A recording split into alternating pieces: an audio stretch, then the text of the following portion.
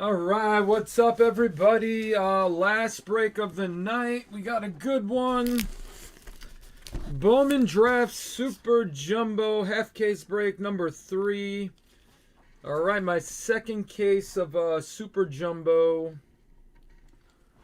I got one more case after this, so still 3 breaks left this weekend. So Friday, Saturday, Sunday, there'll be a half case break each night. All right, what's up, Chad? How's it going? Jeremy, Dan, what's up, Nick? Yeah, let's get that torque tonight. We've been doing good. Last night we hit 2 torques out of Elite Extra Edition and out of Bowman's Best. So let's make it 3 for 3 here.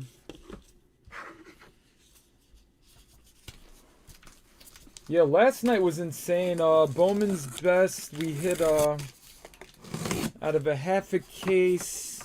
Jason Dominguez auto, Torkelson, Herstad, Adley Rushman, Bobby Witt Jr. What else? It was Nick Gonzalez. We hit everybody last night. Alright, we had Elite Extra Edition earlier tonight. We hit Austin Martin, who's not in the Bowman draft set, but he'll be in 2021 Bowman. Alright, what's up, Jason? How's it going tonight? Alright, guys, so we're going to roll a dice. Let me just put these the right way. They come out upside down. So odd, we're going to do the bottom 3. Even, we'll do the top 3.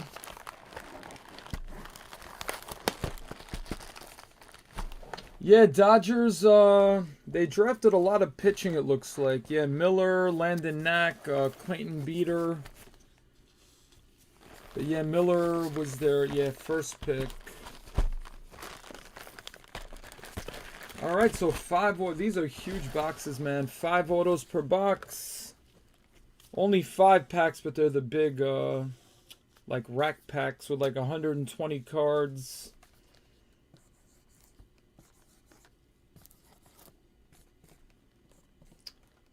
And all cards ship, so you guys get all the paper and all the chrome.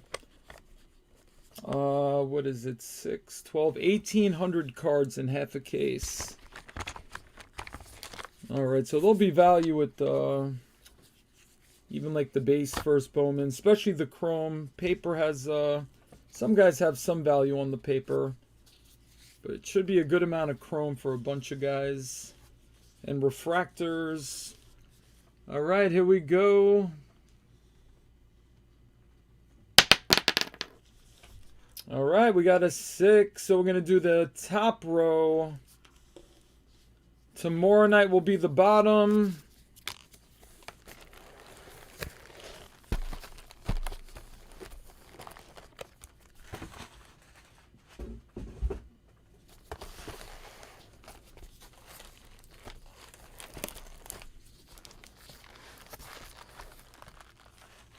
Alright, what's up, Danny? You were going for the Tigers.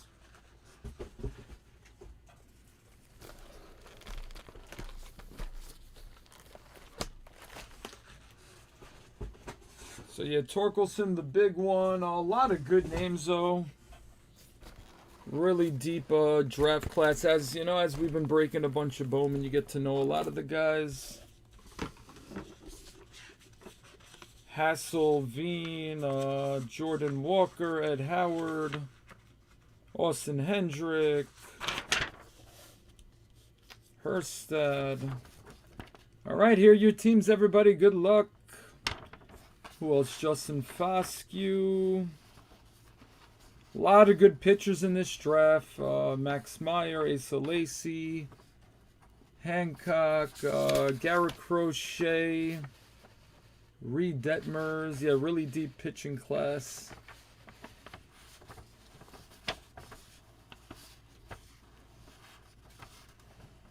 Well, I'm breaking Contenders Draft Basketball this week. We just finished up one. Tomorrow night there'll be a 4-box break of Contenders Draft.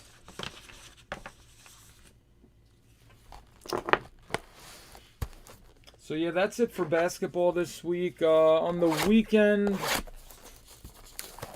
we have Playbook Football. That's like the newest product,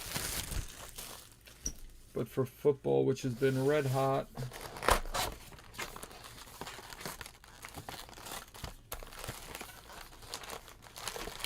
Alright, so that's what one pack looks like. 120 cards, one auto. Guarantees one Chrome Prospect autograph card.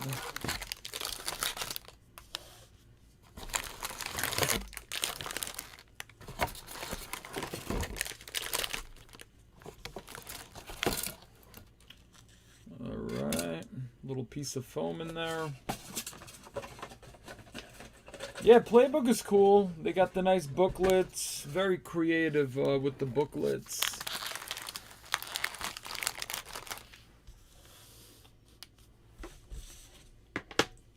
Basketball hoops should be coming out soon. Yeah, there's a lot of this.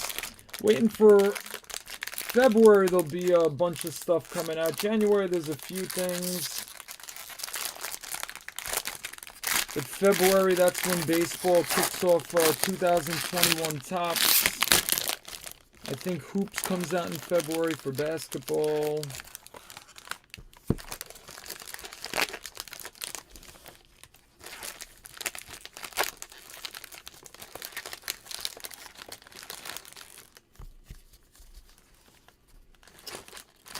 Alright guys, so we're going to break the paper first. Or we'll look through the paper first. And then we'll do the chrome.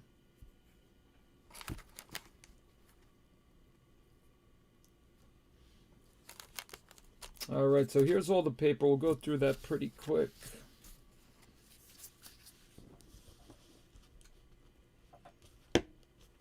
Alright, good luck guys. Here we go.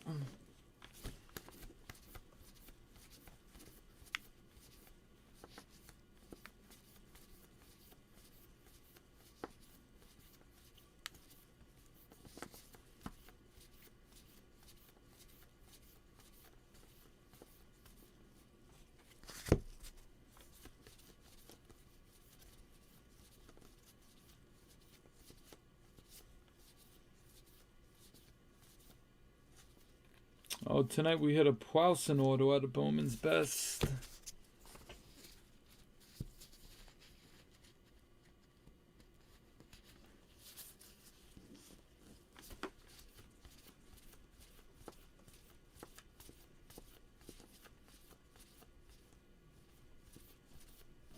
All right, Jordan Walker.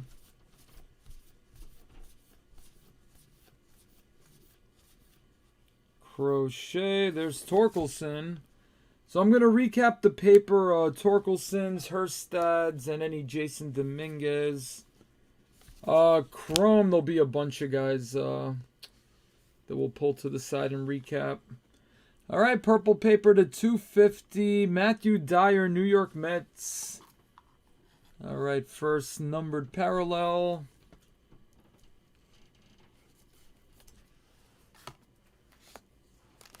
All right, now the chrome. This is where the magic happens.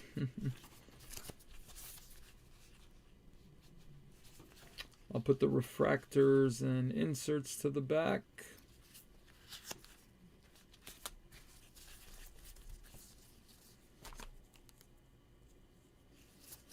All right, regular chrome. These still have a good value. When these guys pan out into great players, these first Bowmans could go for big, big bucks. Especially the refractors, but even the regular chrome. Try to find like an Acuna or Tatis or like a Mike Trout chrome. See what those go for.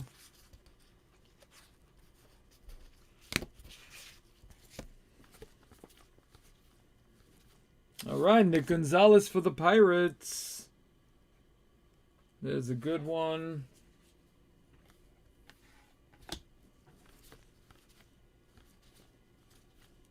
Powson.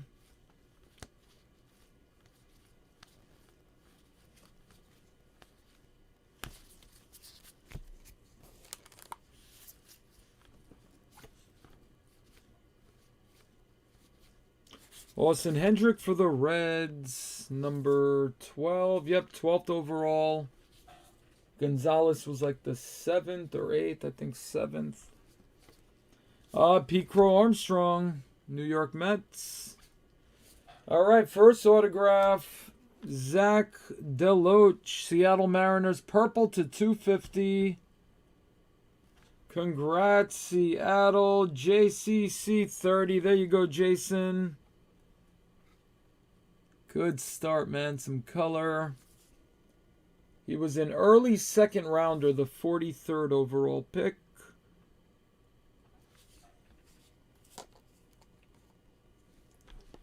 This was a paper. All right, refractors now.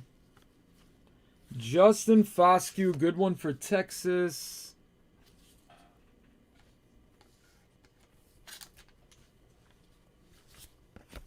Riley Green. That's Glimpses of Greatness insert. Zach Veen, 20 and 20.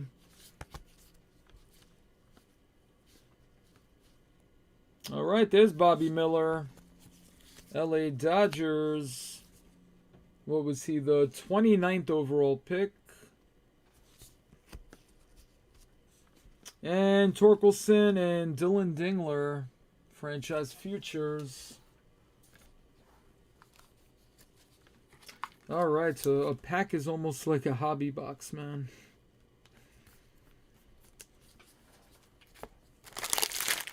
Alright, pack 2.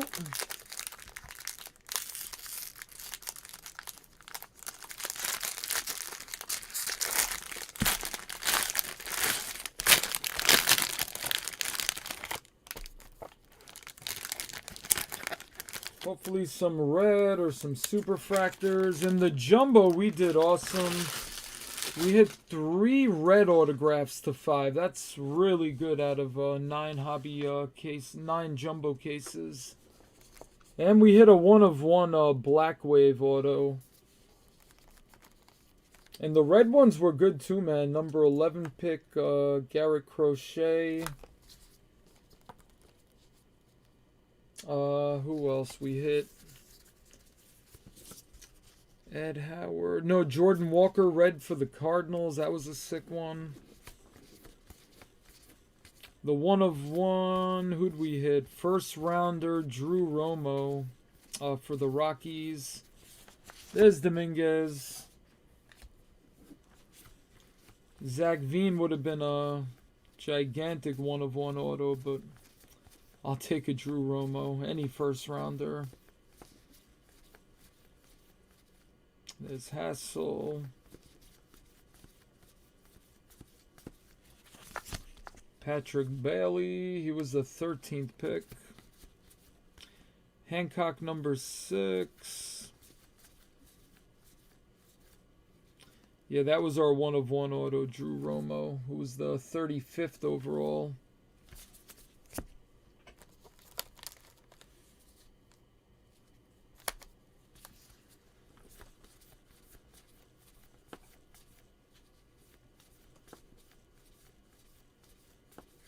Herstad, number 2 pick.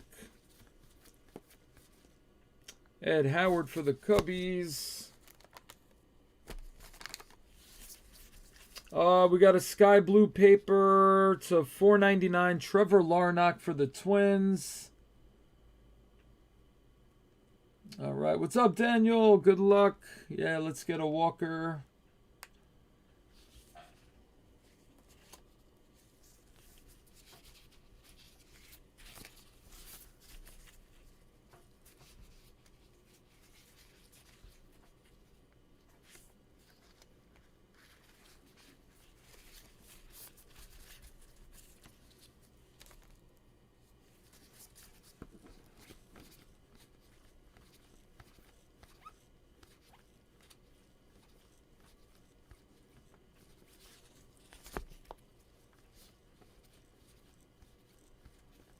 Zach Veen for the Rockies. There's a chrome.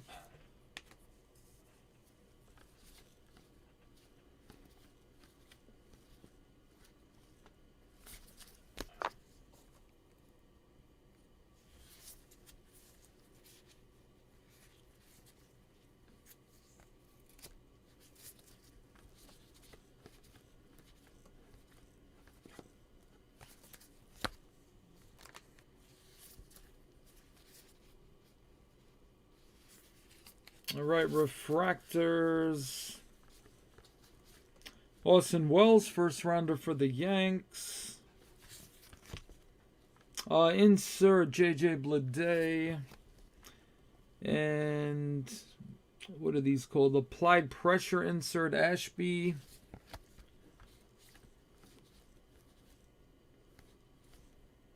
And Mariners futures. Ooh, behind Bitsko. Zach Veen, blue to 150. Nice one for the Rockies. Not an auto, but a nice blue refractor. This should have some good value. Colorado, Obsessed Fishery. There you go, Nick. Nice start.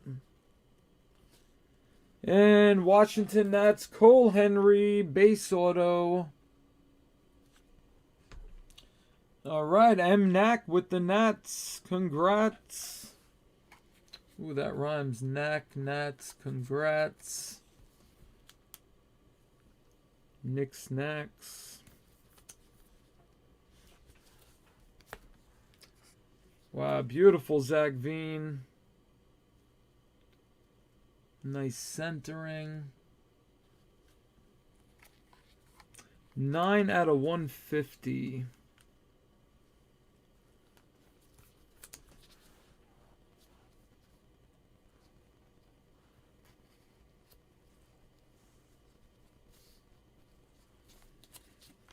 And Larnach, one of the better Twins prospects.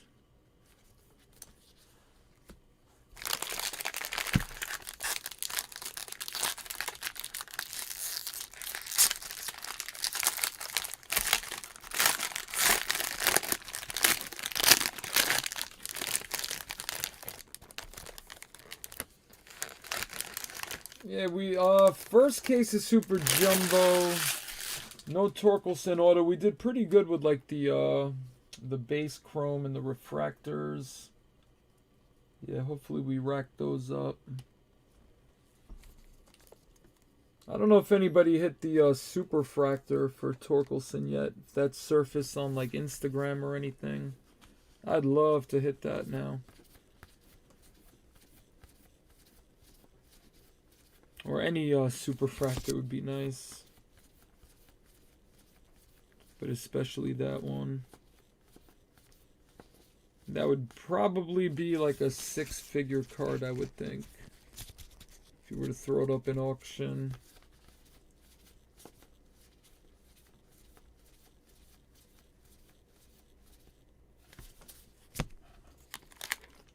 Yeah, I wonder if anybody hit the Jason Dominguez from the Bowman earlier this year.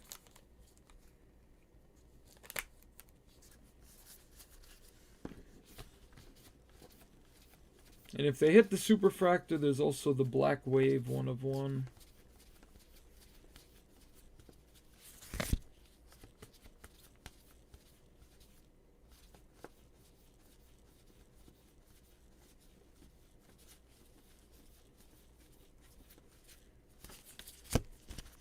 All right, Chrome time.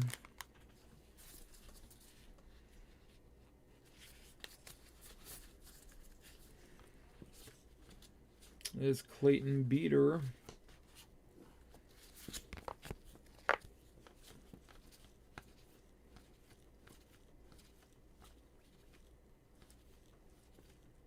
All right, Justin Foscue.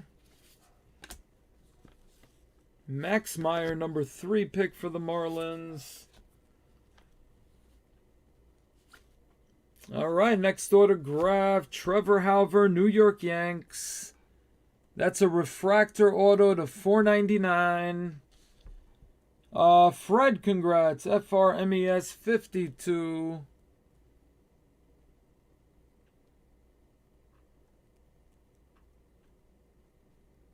Yeah, close to 100K. It probably could go. I mean, we pulled the Brett Batty Superfractor auto last year. And he was like a number 13 pick or something. That sold for $16,000. Yeah, Torque would be close to 100. But you never know with the Superfractors. People want them bad enough, they'll go to 100,000 plus. But But yeah, at least 60, 75. Yeah, for sure. Refractors. All right, Orioles, Herstad, and Westberg.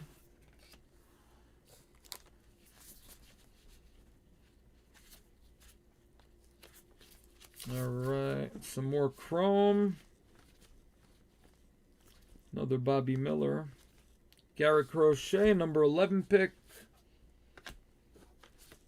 Asa Lacy, number 4 pick.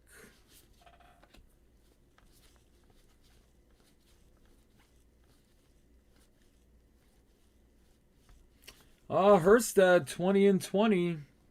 Nice. And Torkelson, Glimpses of Greatness. Refractors. All right, guys, that's it for pack 3. There's the Halver to 499. So Halver was a 99th overall pick, 3rd rounder.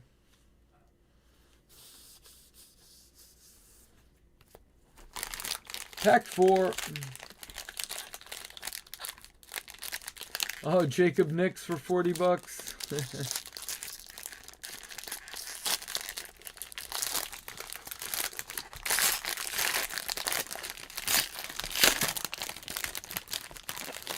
Oh, that'd be cool, a Dominguez Superfractor out of this set. But yeah, no, I was talking about the from Bowman earlier this year.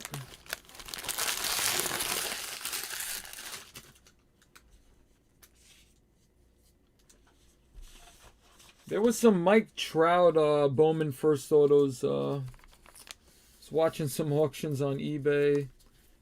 Those go for crazy prices, man. Superfractor, what, like $5 million or something for that? All right, paper. The red to 5 sold for over like $2 million.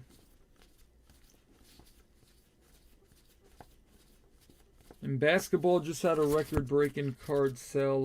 Giannis, I think a Giannis like NTRPA or something, sold for like a couple mil or $1.5 million or something.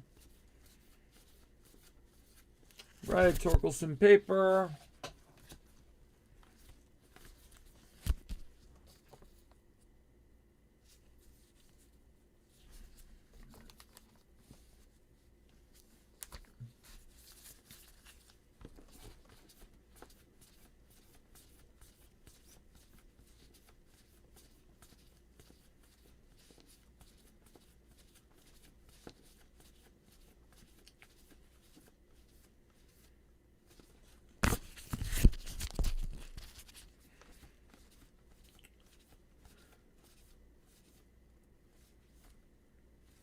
All right, purple paper. Quinn Cotton to 150.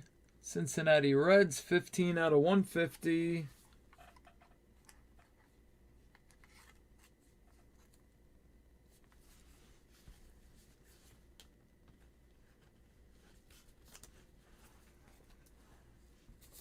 All right, let's see.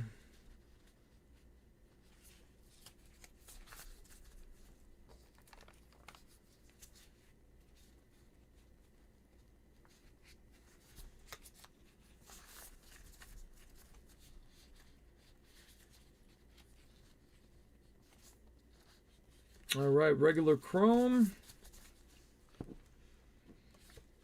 Jason Dominguez, there's some chrome.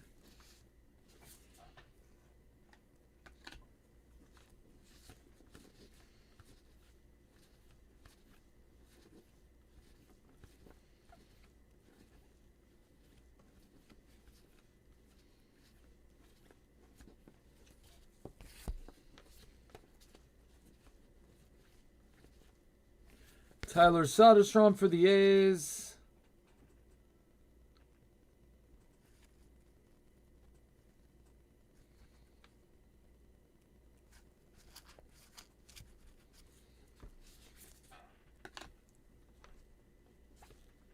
Reed Detmers. Pretty much superfractors of these guys, even the lower tier guys, should have some good value. Like the older stuff, if a guy like didn't make it to the majors, or yeah, then the superfractors could go down real low. But any of these guys, even like the last pick of the draft,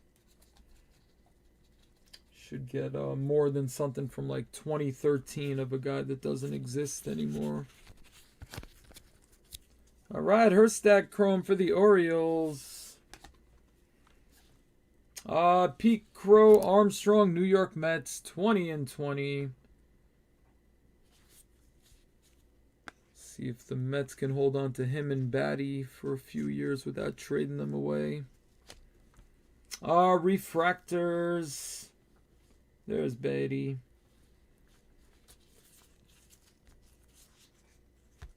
Herstad, Glimpses of Greatness.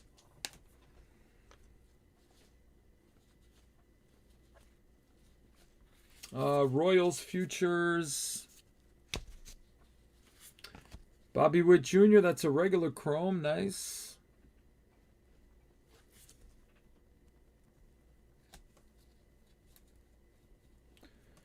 All right, Mark Vientos, purple to 250, New York Mets. Purple refractor. Kansas City Royals, Nick Lofton, green auto to 99. That's a nice one. Chase McMahon behind them. All right, so Lofton, 32nd overall.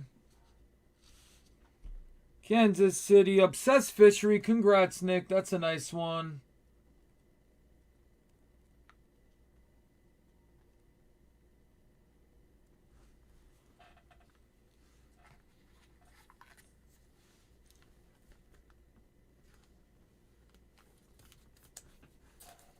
All right, nice color on that.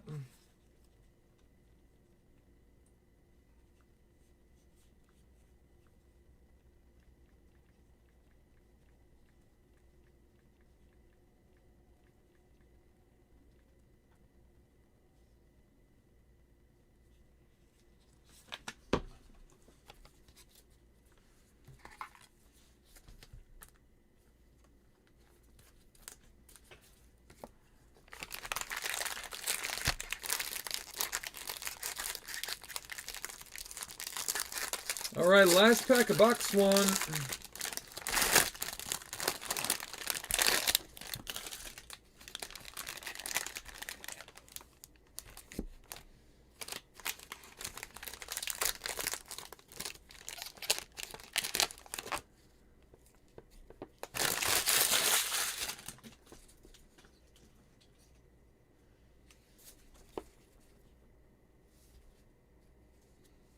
Right, here's a bunch of paper.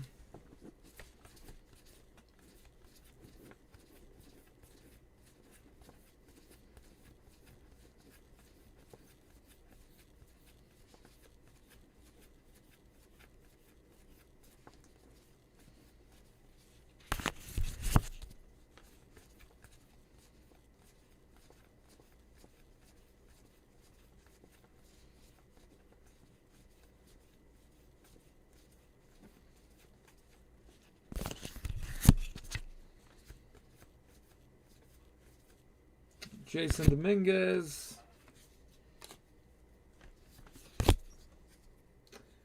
Sky Blue to 499. Geraldo Perdomo. Good prospect for the D-backs.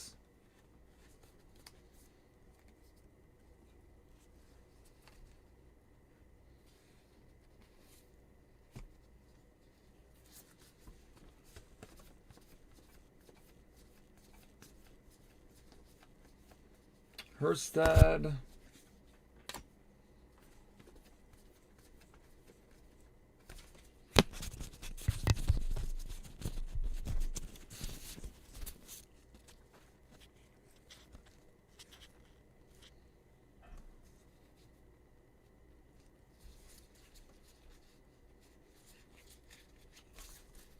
All right, Chrome.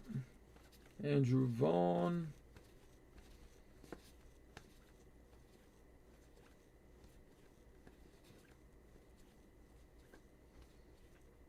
There's Adley Rutschman.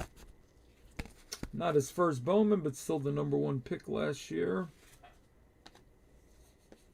Jarren Duran insert for the Red Sox. Here's some refractors. Nick Gonzalez, Glimpses of Greatness.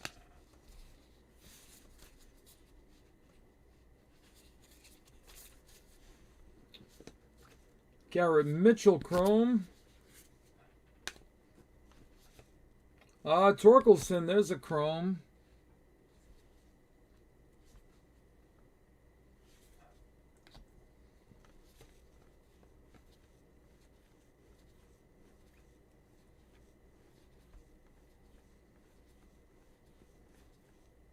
All right, nice autograph for the San Francisco Giants. Patrick Bailey, the number 13 pick of the draft. And I think the first catcher in the draft, right? Looking for another Joey Bart or Buster Posey. Congrats, Moffel8367. There you go, Matt.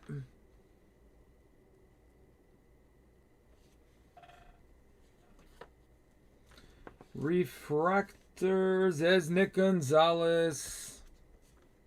There you go, Pirates, number 7 pick.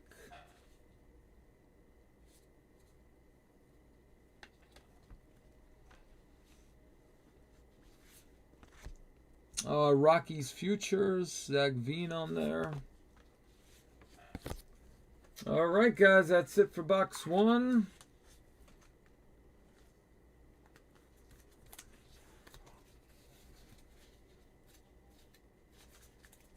All right, box number 2.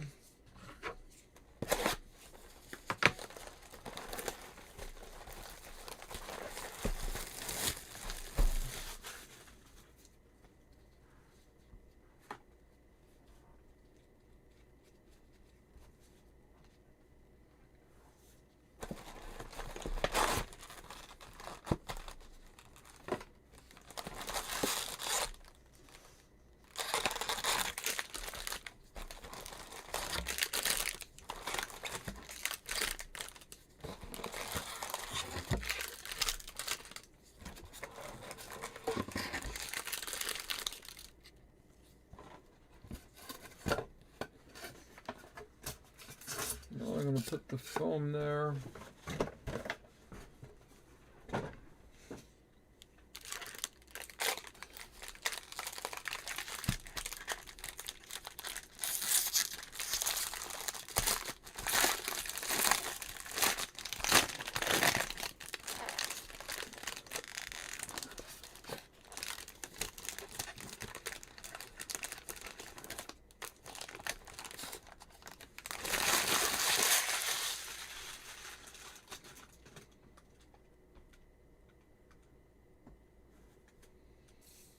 Oh, yeah, that's almost every product.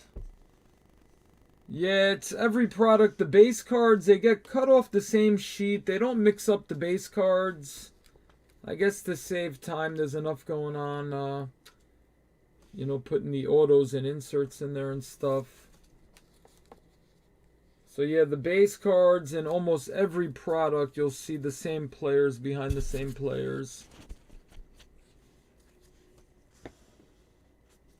I don't think they did that in like the 80s and 90s, right? Base were always mixed up a lot better.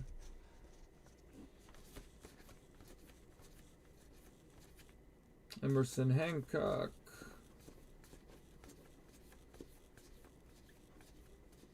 All right, Dominguez paper.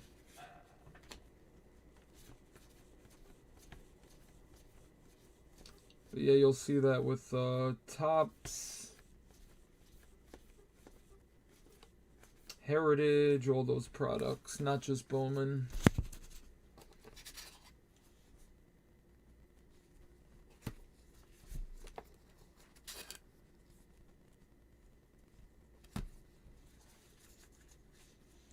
Yeah, I wonder why. It's probably...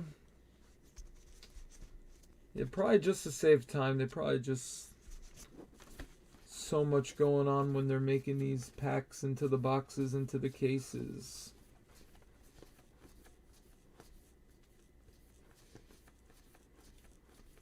That would mean like an extra machine to like mix everything up. Yeah, time is money. But it would be cooler if the base card, you know, were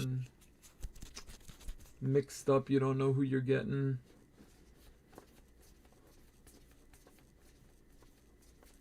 And then some products, the cards come out like half of them upside down, backwards. That I could never figure out. Like, this is nice. At least they're all the same direction. There's Herstead.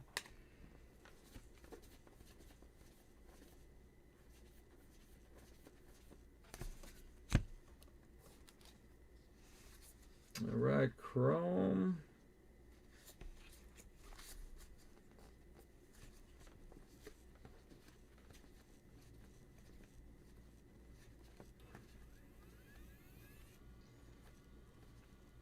All right, another Foscue. He's doing good with the Chrome. Already a refractor also. Max Meyer. Max Meyer insert 20 and 20. Refractors. Andrew Vaughn. There's Ed Howard. Chicago Cubs. That's a good one. Bobby Witt Jr. insert.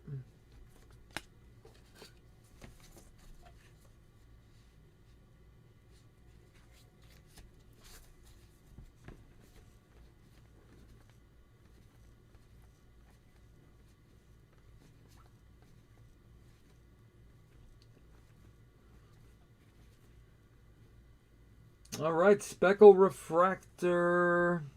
Xavier Warren for the Brewers. Not numbered, but only a few per case on these. Should be the auto behind him as well. Here's some more refractors. Wow, another Ed Howard. 2 Ed Howards for the Cubs. There you go, Nick.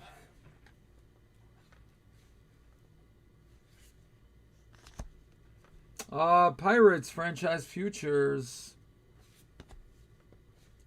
All right, New York Mets. Pete Crow Armstrong. Nice auto for the Mets. Very cool. So back-to-back nice autos, man. The Bailey and the Armstrong. M. Knack with the Mets.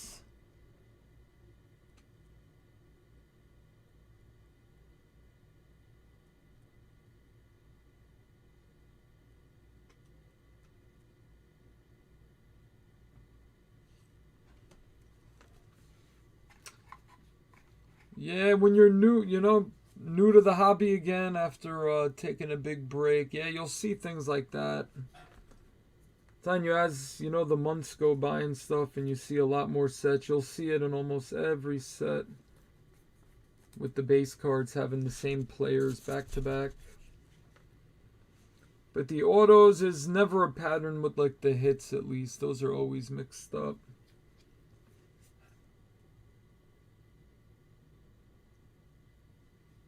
All right, solid. Pete Crow Armstrong was the 19th overall, but popular as a New Yorker.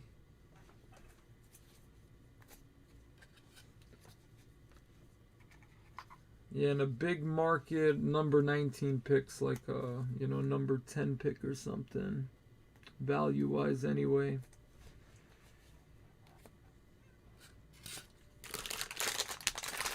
All right. Box 2, pack 2.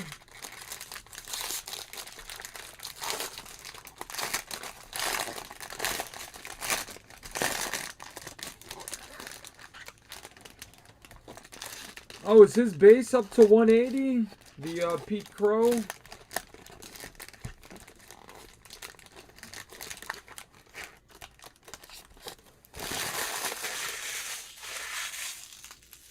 Ah, there you are, Knack. Congrats, man.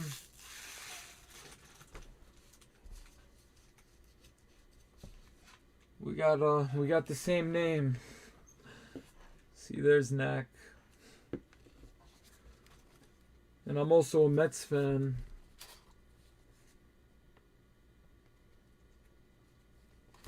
All right, paper.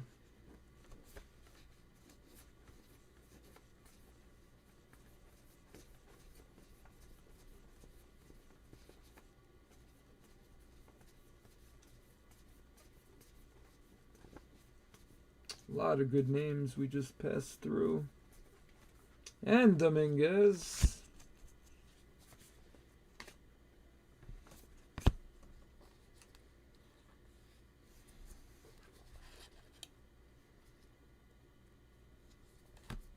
All right, rest of the paper. Yeah, they got everybody.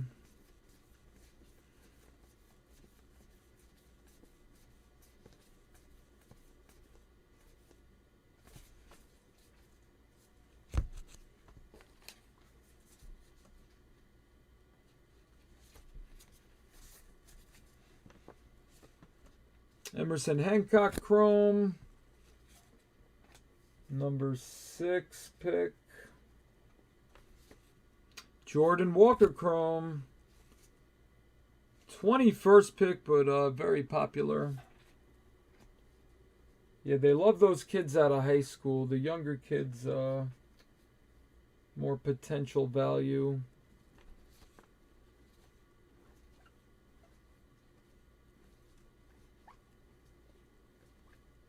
Ed Howard.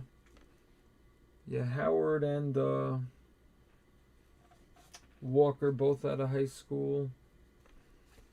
Robert Hassel. Some good chrome, good base in this pack. So Hassel picked right after Gonzalez, the number 8 pick. All right, Cleveland Indians, Milan Tolentino. Refractor auto to $4.99. Congrats, CL456123.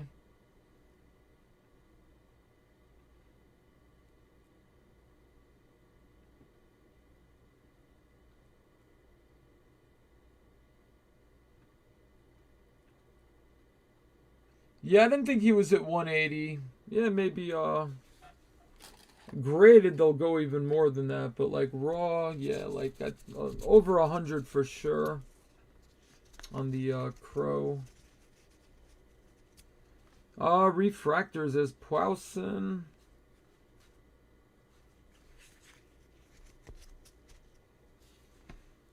All right, Ed Howard and Caraway.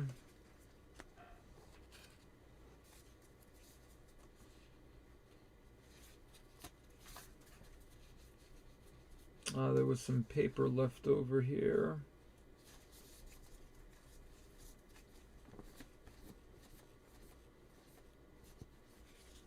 Purple paper to 250, Holden Powell, Washington Nats.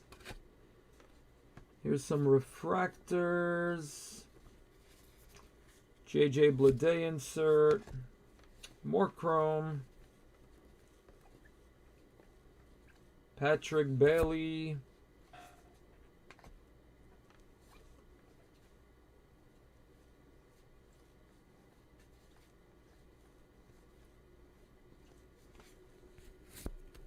All right, Joey Cantillo insert. And 2 refractors there.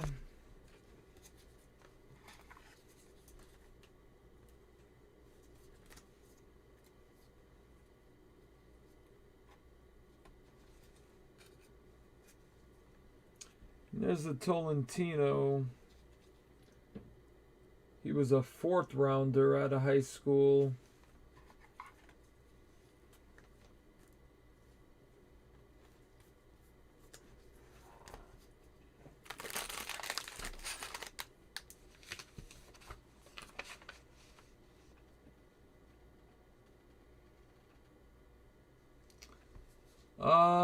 $276. You know what? If you're looking for a card and you don't want to wait for an auction, you know, you'll look for and you want it bad enough, yeah, people will pay $100 more just to get it, you know? If they don't have the patience to wait for like an auction. Yeah, that's usually what it is. And there's a little range in the prices. You'll always see, like in Beckett, they always have the low retail and the high retail row. So yeah, buy it now as you're always paying more. Auctions also, sometimes auctions could go for more if there's not a lot of them, you know. But most of the time, yeah, people have higher prices on the buy it nows. And if you're, you know, if you're looking for that card, you really want to get one. You'll look for the best price and the best condition. Also condition, some of the off-centered ones will be, you know, cheaper. The ones that are like really nice condition that are going to grade high, people last more. So yeah, a lot of factors involved, but sometimes there's no rhyme or reason.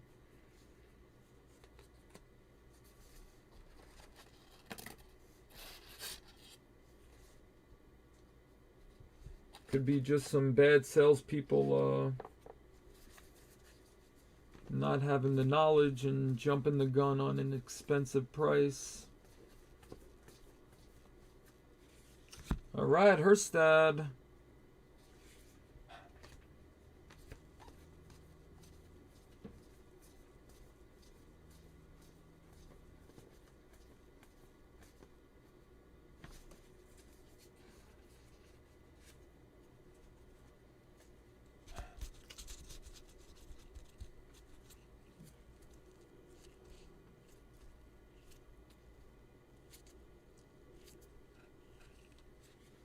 Alright, Chrome.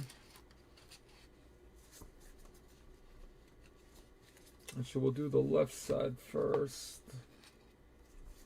Sky blue paper to $4.99. Tyler Freeman.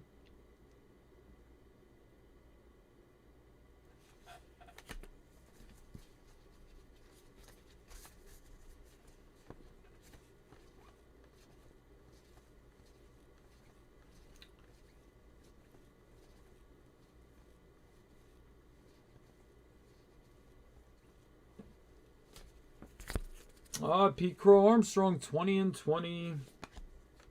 Refractors. All right, Riley Green, Glimpses of Greatness.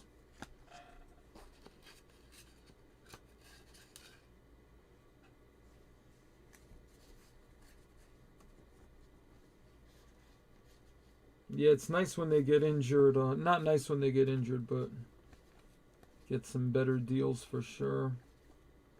He's still Burrow, so there's still good value on his stuff. People are going to wait for him.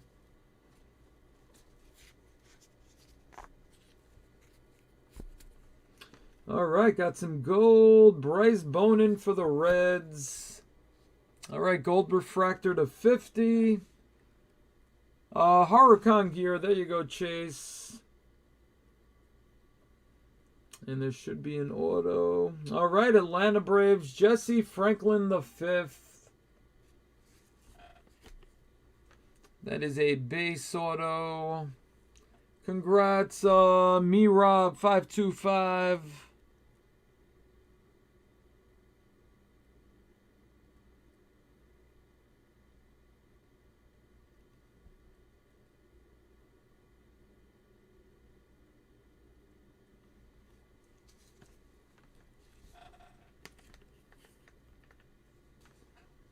Refractor. Asa Lacy, there's a good one. Number 4 pick. And the Pirates futures. All right, Atlanta, 97th overall, 3rd rounder.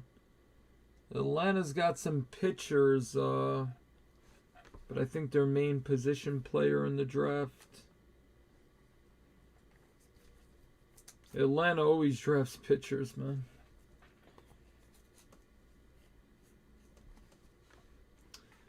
All right, Bryce Bowman, third rounder, 84th overall.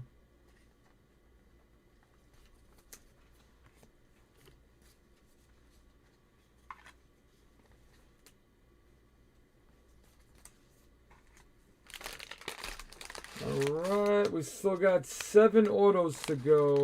2 left in this box. Oh, congrats on the new home, man. Yeah, a lot of Bills.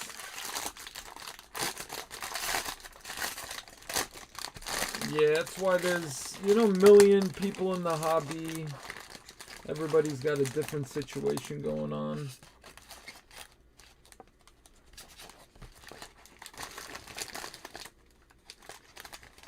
To some people, they want the card bad enough and is, not patience to wait for an auction. They don't mind paying, a little more for the card.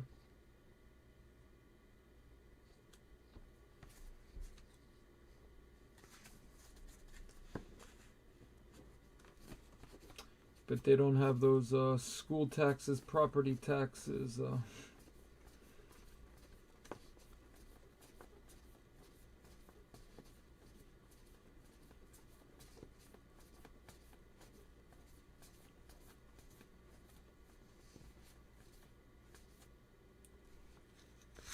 All right, some backwards paper. Jason Dominguez paper.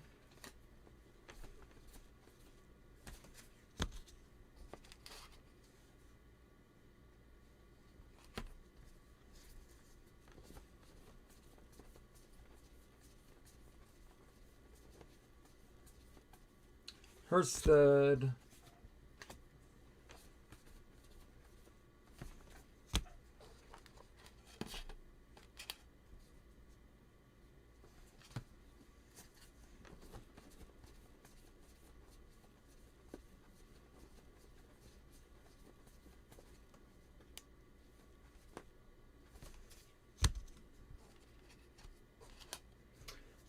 Green paper, Colt Keith for the Tigers to 99. Colt Keith, 5th rounder. Gatorade Player of the Year for Mississippi. So that's like the best high school player in Mississippi.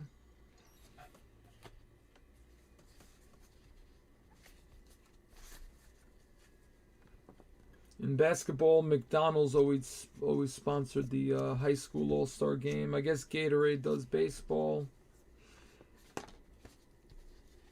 Oh, there goes McCambly. Jason Dominguez, Chrome.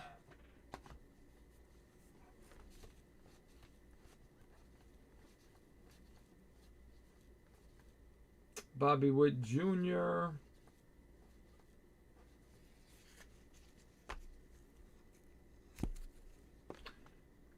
Joe Ryan for the Rays insert.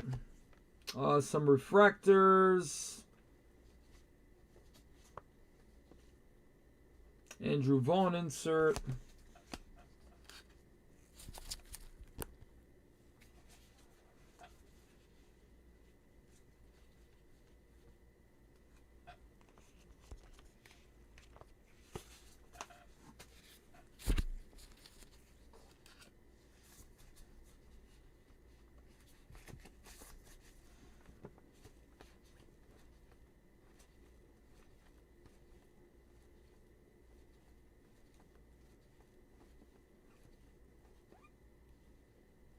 All right, Austin Wells.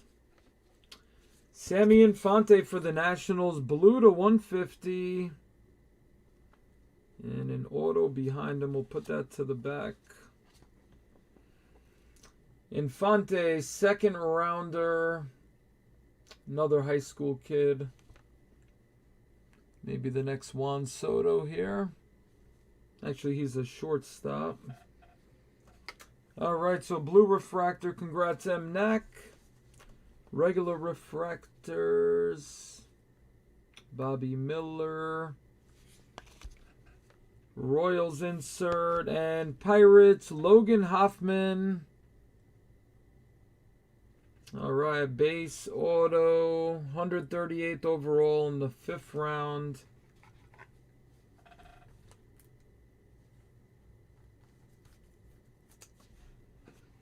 All right, Pirates, Theodore Scherg, congrats. Yeah, I saw the P2 when we put it to the back. Didn't hide that good.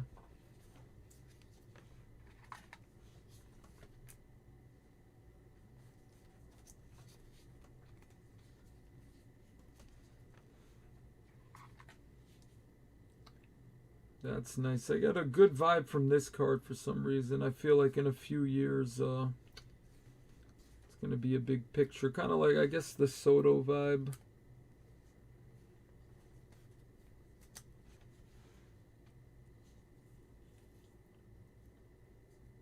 Yeah, perfect game. National Showcase participant.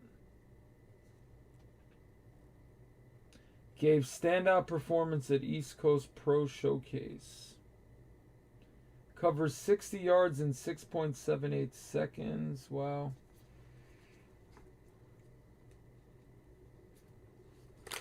Alright, last pack of box 2.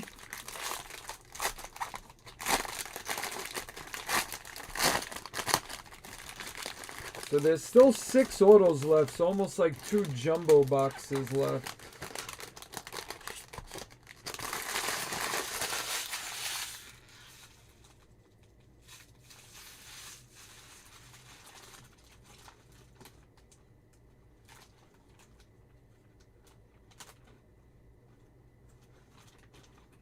No, you never know who pops up. You know, you're going to get, yeah, some breaks. Robert Hassel pops up a lot. You never know.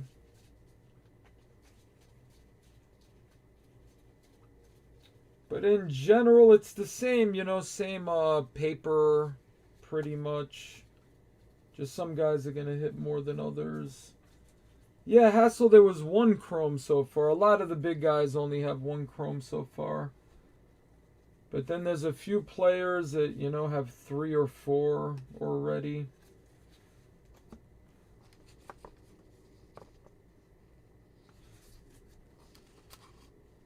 And there's plenty more to go too, so yeah, every team's got the same odds at hitting, you know, their guys. Is it going to be a Robert Hassel auto or Torkelson or Foscue? You never know.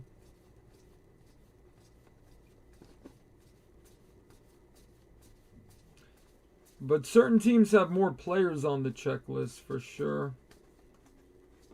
But you're pretty much looking for that, you know, one main first Bowman guy for every team.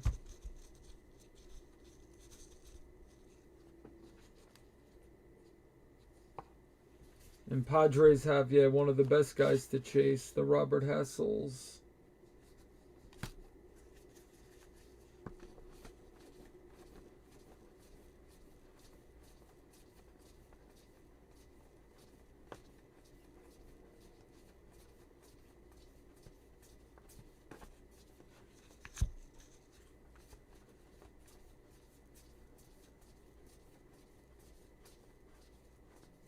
Torkelson.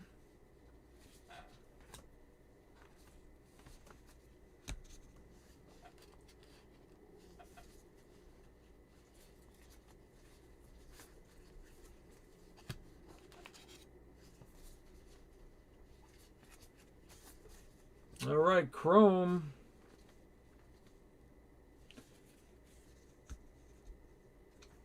All right, Garrett Mitchell.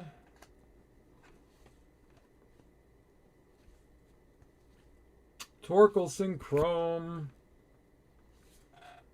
Now Torkelson's popping up.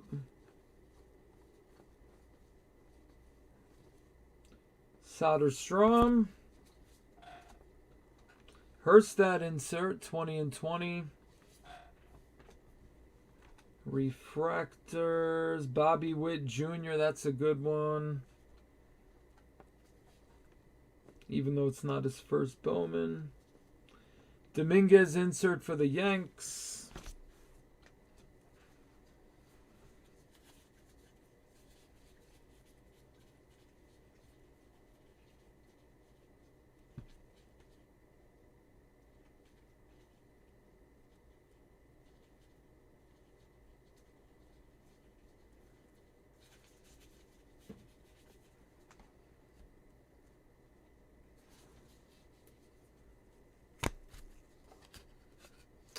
All right, this is the end of box 2.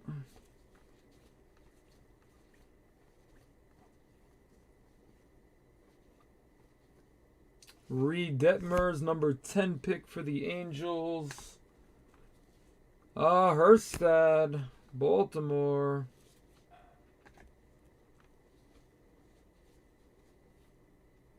All right, some blue coming up. Christian Chamberlain, Kansas City Royals to 150. All right, Royals had a green Lofton earlier. Now the blue Chamberlain.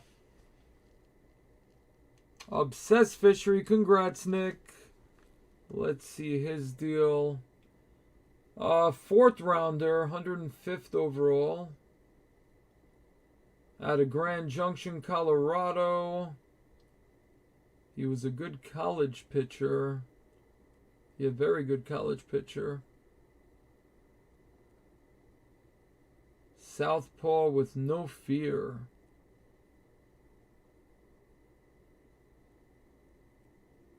Could be a starter or reliever.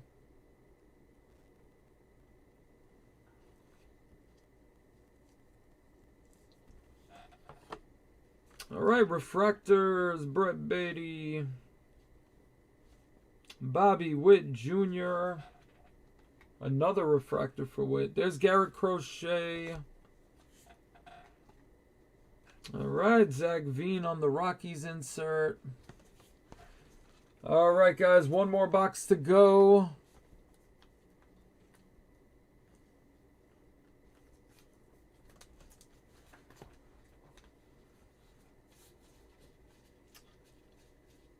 Yeah, refractors have good value. That's why I threw 2 super jumbo boxes. 1,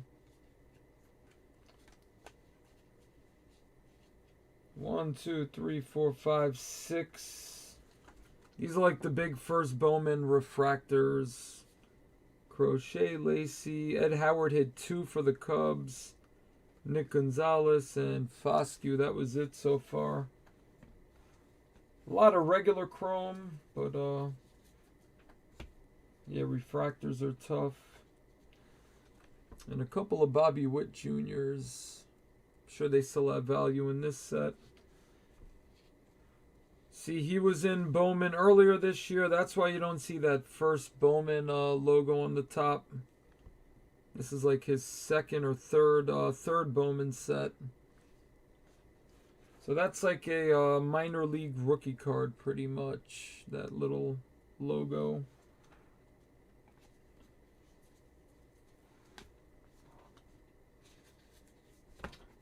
And Topps Pro Debut, they do that also. Not a first Bowman logo, but a if you see the Pro Debut logo on the front of the card, that means it's their first one.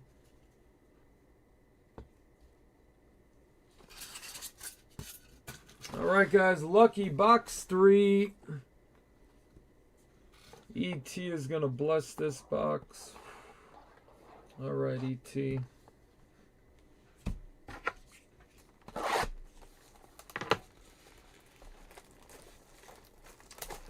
There's the 3 Bowman sets. I mean, they have Bowman Sterling, Bowman Platinum, Bowman's Best, but they're not like this Bowman. The same set as this. There's 3 of them. In April, regular Bowman comes out, so just like, you know, 2021 Bowman without the draft. That's why they left out Austin Martin, the number 5 pick. They're going to have him in that set. That way you have someone big to chase. And then halfway in between draft and Bowman, they have Bowman Chrome. Bowman Chrome also has rookie autos. So does regular Bowman. This is just all prospects. And all the autos are from the new draft class. That's what Bowman Draft is. Regular Bowman has veteran cards too, so you could hit like Mike Trout. And they have all the rookie autos. And yeah, Bowman Chrome. Bowman Chrome has rookie and prospects. And veterans. So this is the only one that doesn't have like rookies in it and stuff. But the card designs are the same. The first Bowman autos are the same. Just different players. But the same look.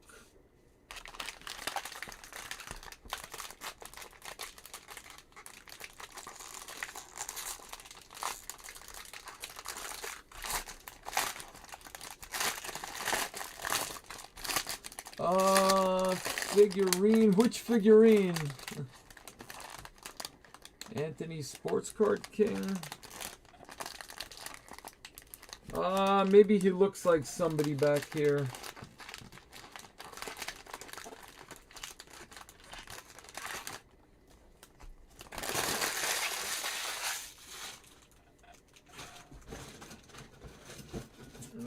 I like the foam here.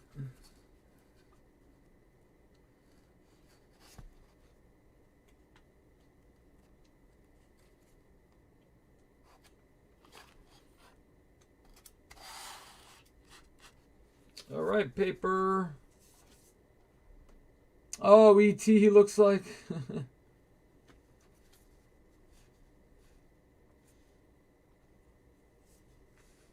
So he looks like E.T.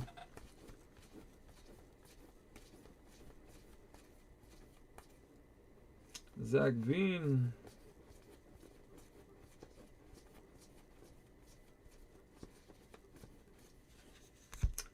Ooh, I gotta move some of this base. Pile's getting very high. Herstad paper.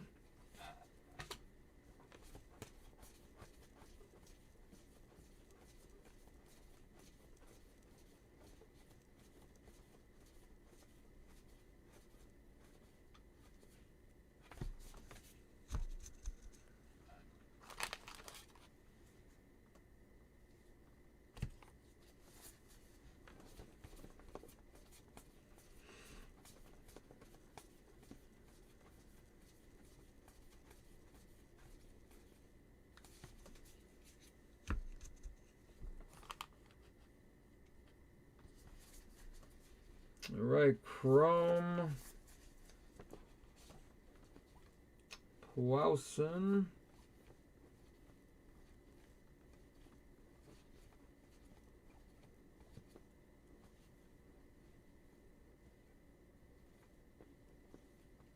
Austin Hendrick Chrome. And San Francisco Giants, Jimmy Glowinski, purple auto to 250. All right, Mafal 8367, congrats.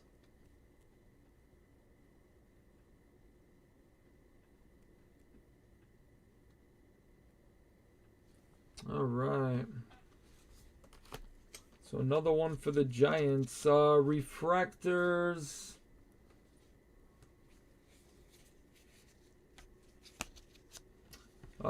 Franchise Futures. There's Torkelson in there.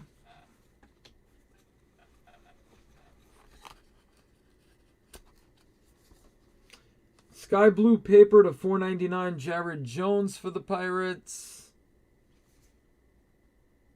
All right, 44th overall. The LA Times Player of the Year recipient in California. So that kid could be pretty good. Ooh, out of high school he won that award.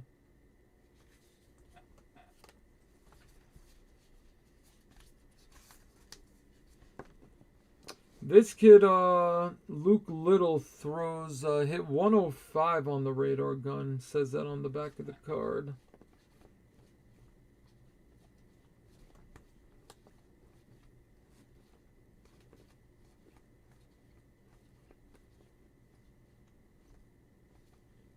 Nick Gonzalez Chrome.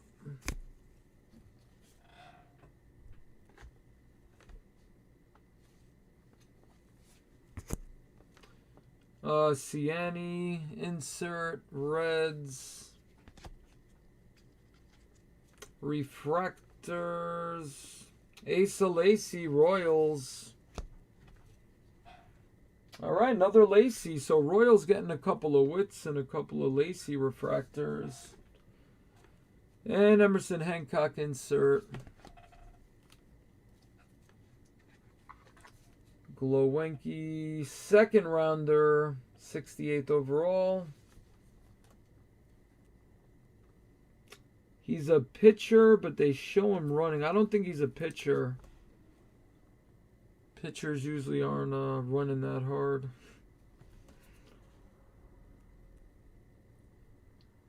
Alright, executes pretty swing with high one-handed finish. Uses leg kick to gather momentum.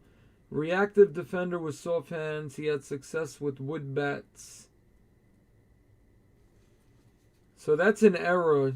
Yeah, I've noticed that before. It says pitcher. Definitely not a pitcher.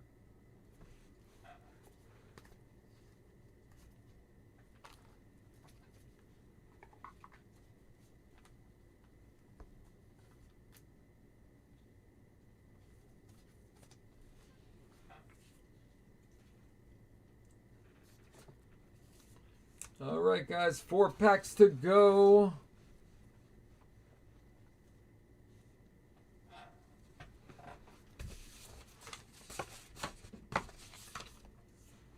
All right, let me move some of this base. Look how high that paper base pile is.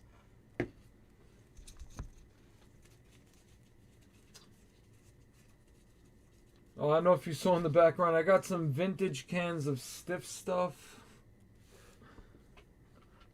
It was like, I don't know, only one of them I saw available. It's from like 1991, never used. When I was like 12 or 13, getting the spikiest, stiffest hair was like the thing. With our mullets.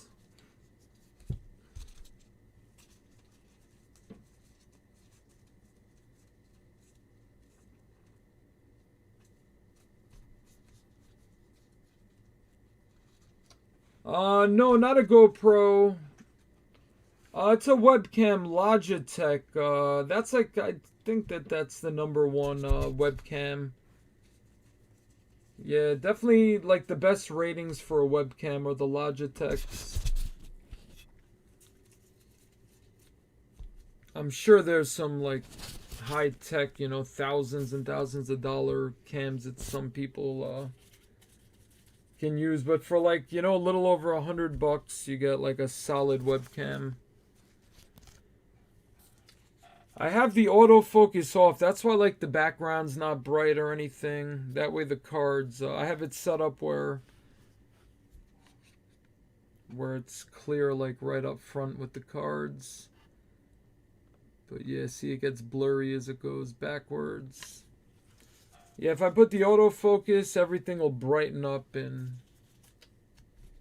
yeah, it's annoying with the autofocus with the cards. It takes a second to kick in and stuff.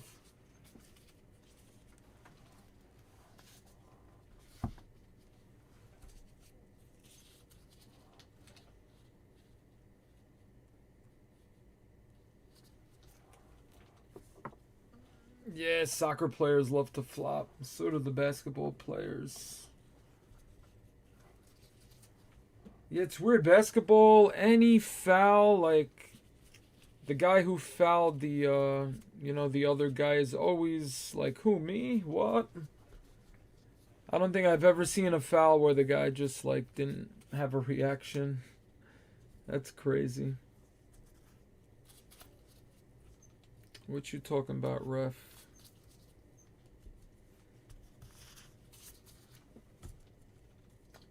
But soccer's even worse, huh?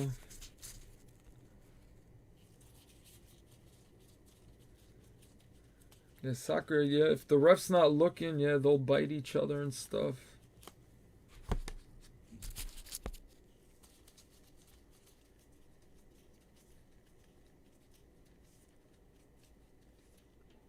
Oh, you do that too, Anthony? Yeah, I think it's so much better. I mean, I'd love the background to like be really bright and stuff, but yeah, it's all about the cards. Yeah, most of them when I watch them have the autofocus.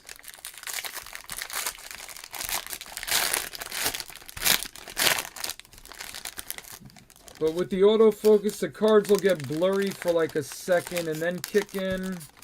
So you got to deal with that. See, like now I put them up, boom, you could see them right away instead of like the blur. Yeah, I agree. That's what I think, but yeah, to each one's own, I guess, you know.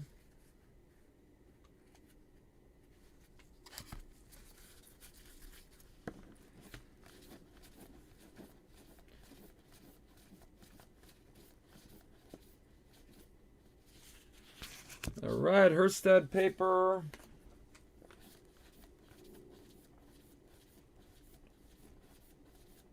Yeah, I've tried a lot of different things, you know. I'm almost breaking like 4 years. Yeah, this is what I'm comfortable with.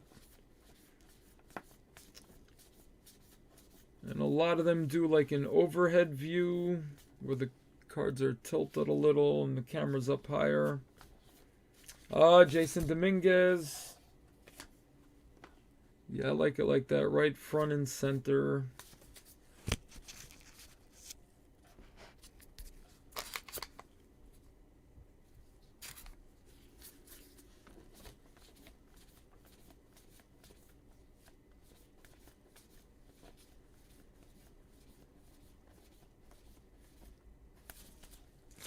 All right, Chrome time.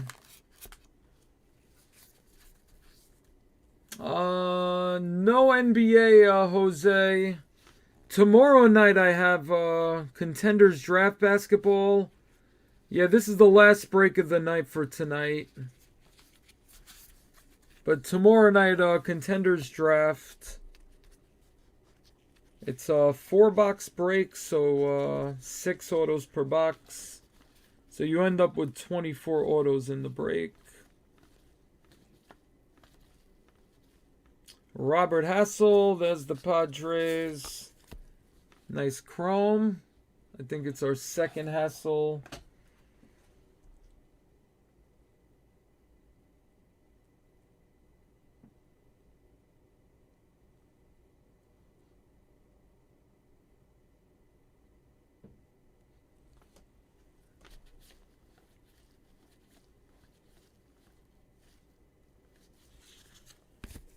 All right, Garrett Crochet, 20 and 20. This is the only guy from the draft class that's been in the majors. So he's MLB ready right now. Yeah, White Sox, they been building that team. They're ready to rock now. Refractors. Marlins franchise futures.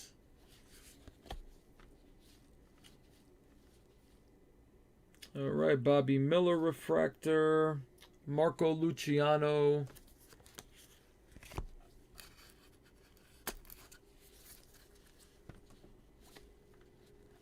Andrew Vaughn.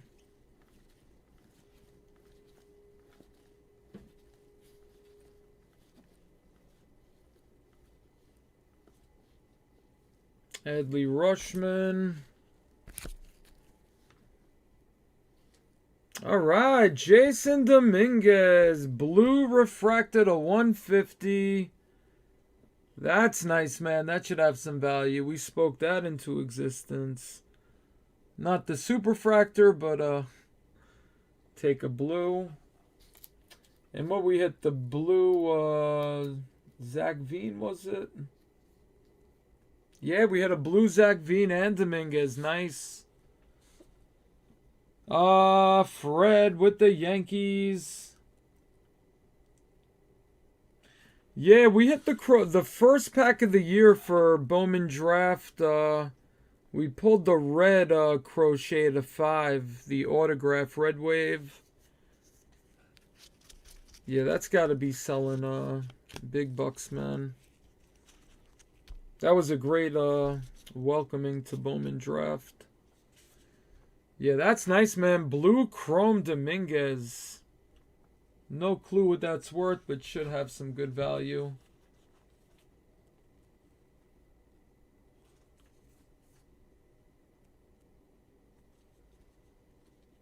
Sorry, Jason. Yeah, COVID's been rough, man.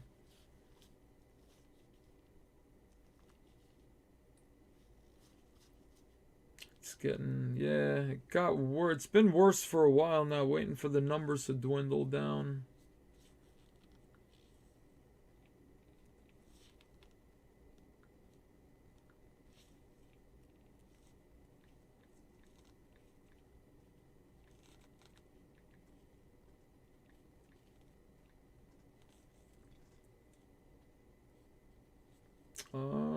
So it's not his first Bowman.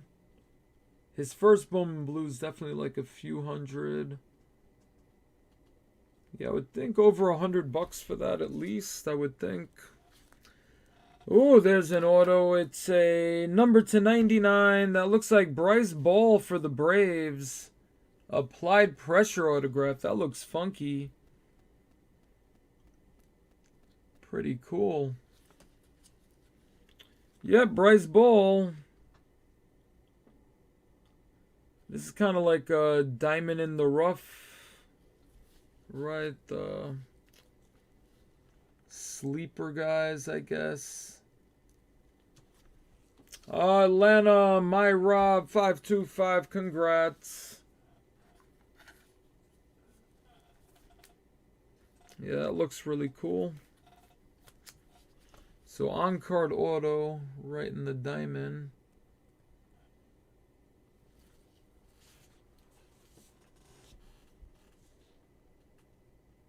Yep, so about 100, that's nice. Yeah, more than 50.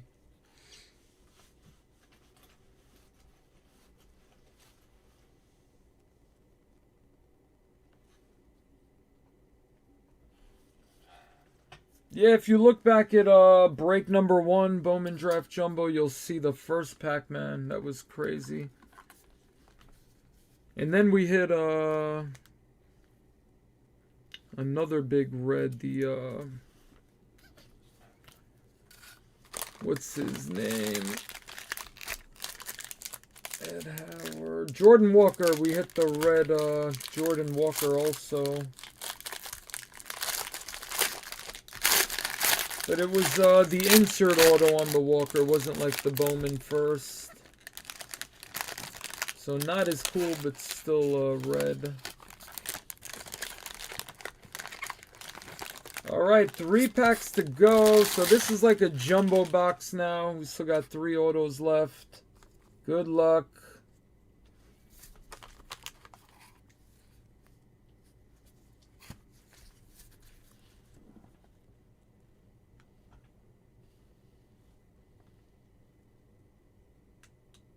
Oh, you're in Washington? Like Seattle, Washington? Or by like Seattle, West Coast, Northwest?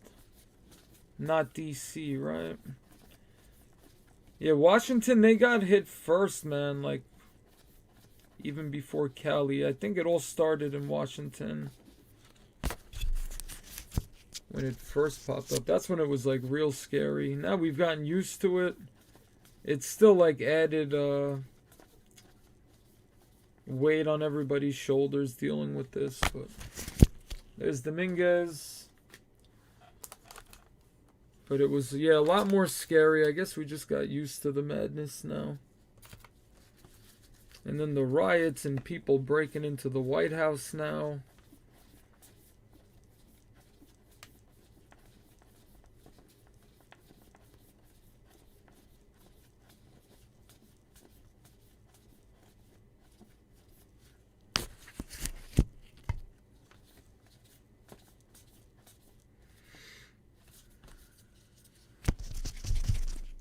Yeah, they said they took x-rays of people's lungs, even people who, you know, had the corona, like with very little symptoms that barely like even knew they had it.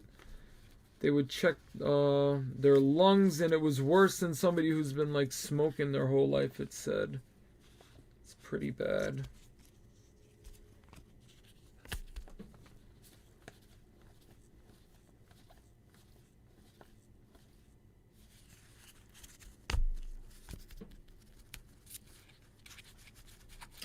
Max Meyer. Nice chrome.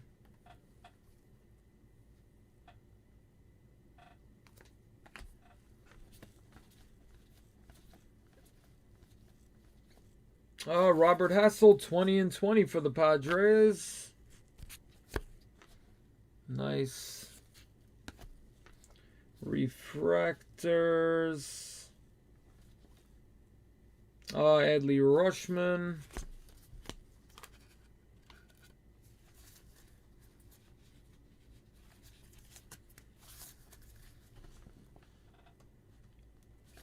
Alright, come on, we need a big auto. Zach Veen. Nice chrome.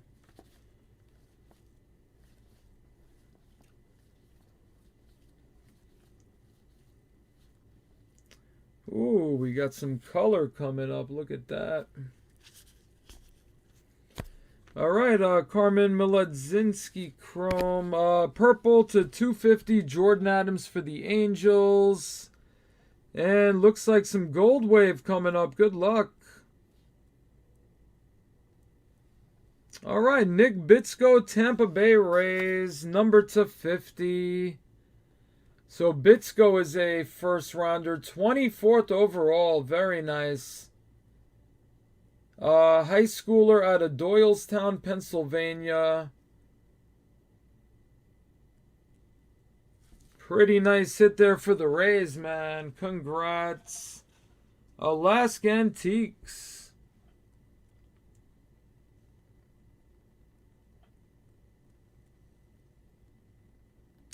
Which Tucker? Was it a refractor or a chrome?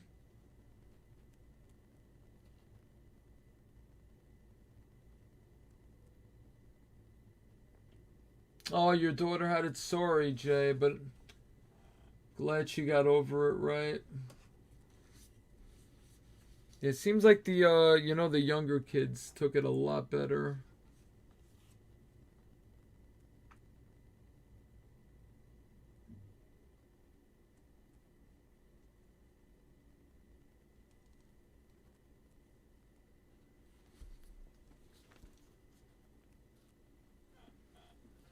Oh, I thought you saw it, Tucker. My bad.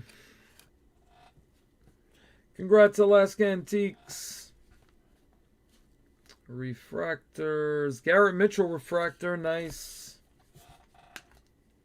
All right. Mariners franchise futures.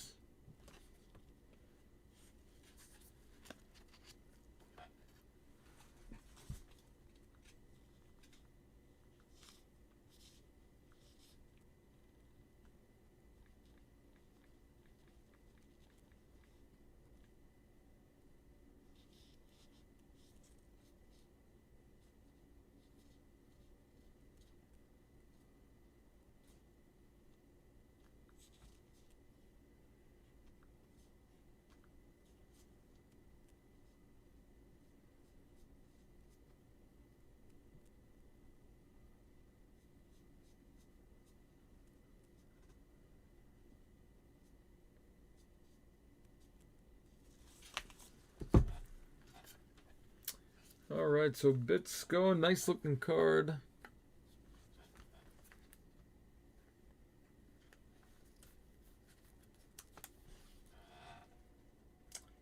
Yeah, pitchers, he's high school kid though. That should help his value. Wow, graduated from high school a year early. That's awesome. Tampa seems to be like they'll be a team of the future, with Wander Franco coming up. In that great farm system they got. So maybe he'll be a big star in the future.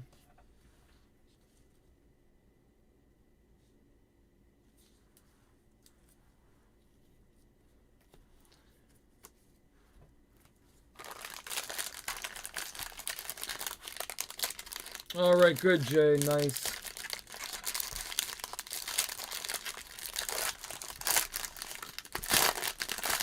Yeah, I heard that lungs thing today, like the X-ray.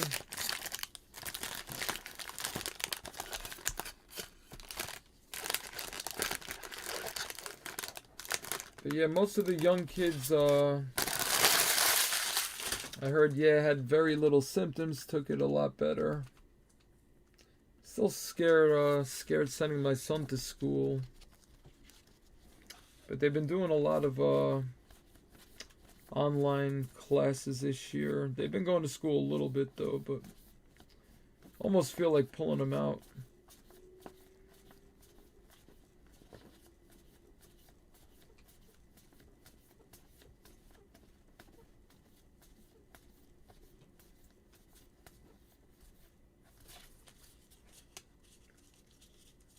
But yeah, my son, he keeps that mask on. I know, yeah, he's not the type to take it off at all.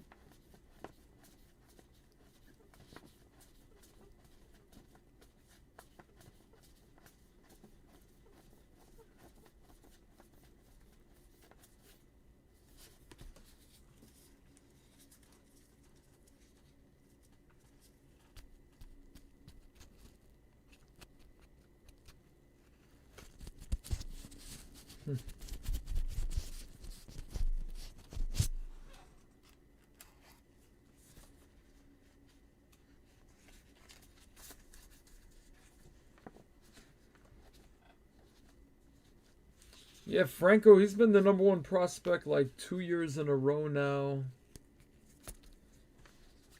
Kind of like Byron Buxton was the #1 prospect for 2 years in a row. He was supposed to be huge. He's been getting better every year, though. All right, Crochet Chrome.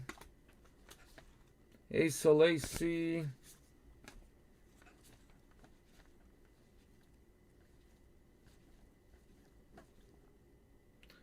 All right, Blue Wave. That should be an auto behind this. Let's see. All right, Angels, Adam Seminaris. Congrats to the Angels. That's numbered to 150. 5th rounder, 141st overall. Out of Chino Hills, California. All right, ex-Rebel with the Angels. Congrats to 150. Robert Hassel Refractor. There you go, Padres.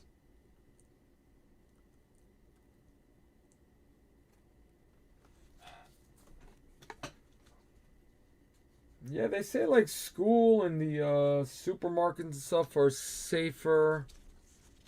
Everybody's got their mask on. Yeah, people get it when they get the family together and nobody's wearing a mask. That's the majority of it. All right, Cubs, Ed Howard on there. Owen Casey for the Padres. Sky Blue to 499. Casey, 45th overall. Top Canadian prospect in the draft. So Padres might have found 2 nice players in the draft. Another Robert Hassel Refractor.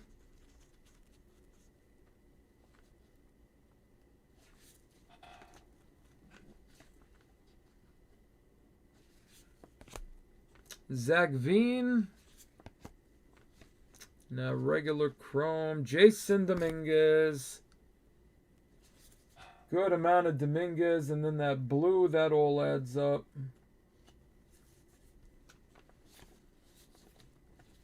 And you can get the Yankees at a pretty nice price because they don't have that knockout prospect.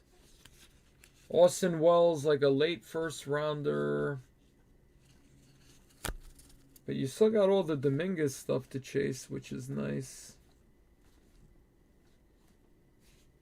All right, Bobby Witt Jr. Nick York, Boston Red Sox. 20 in 20. 1 pack to go.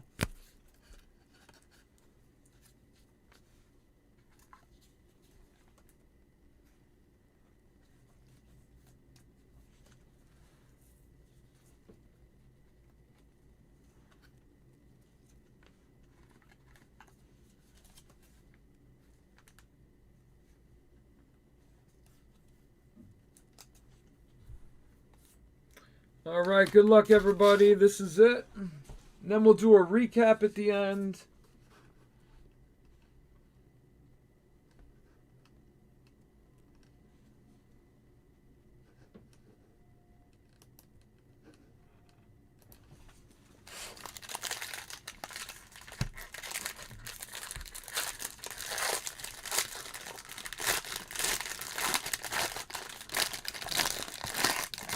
She went to a friend's house.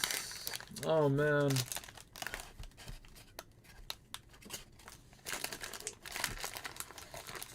Yeah, I know it sucks. You know, most of the kids are like a hobbit, not going on play dates or anything like that anymore. But yeah, some families you're closer with, you feel more comfortable though.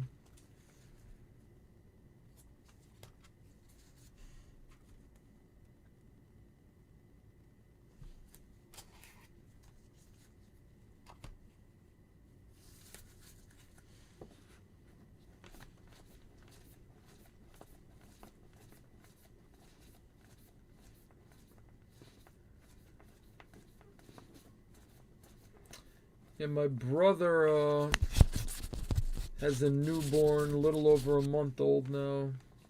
Probably, yeah, a month and a half maybe now. So yeah, it's tough on him. So newborn's got to stay in the house, only immediate family. We go visit him every now and then, once a month or so. No, I've seen him twice already. Got to see him again though.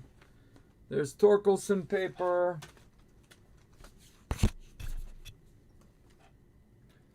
That's crazy. He's all he sees is eyes. You know, everybody's mask in the eyes.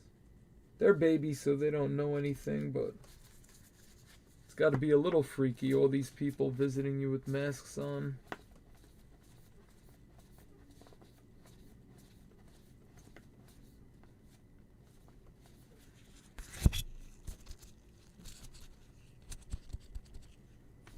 Yeah, always better to be safe than sorry. I spray down everything. Every box that comes in the mail, every envelope, everything gets Lysoled, or I bought gallons of this really good disinfectant. You know, you mix it with water, you put it in the spray bottle. I got enough for like 100 spray bottles, and I spray everything. Also, I ship out a lot of stuff. You know, I'm responsible for... Sure, by the time it gets to the house, I think if there was COVID on like a bubble mailer or something, I think after 2 days it would be killed. But still, you know. And then it gets touched by the mailman and the sorting guys.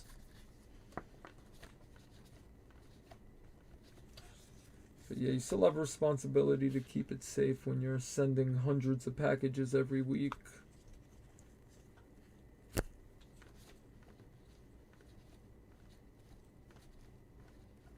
Soderstrom.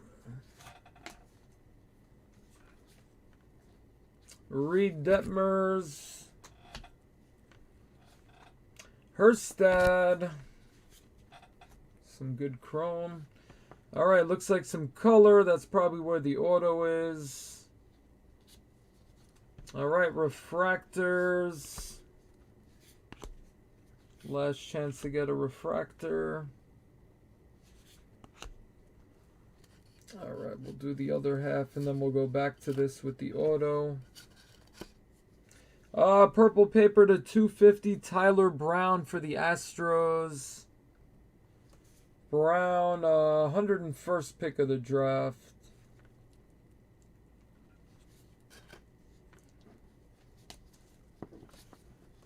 Chrome, Garrett Mitchell. Torkelson. Really good chrome in this pack.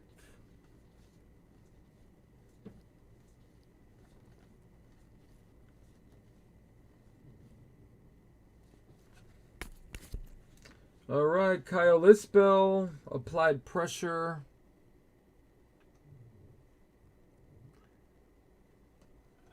Yeah, if there's color, it's usually gold non-auto and then the auto behind it. When you see two colors, usually the back one will be an auto. But we'll see. Alright, refractors. Alright. How are we going to end tonight? So Hassel and the Padres on this insert. Sammy Infante, gold to 50. Another colored Infante. Very nice for the Nats. What they hit earlier, the blue. So getting that rainbow on. And not too shabby second rounder.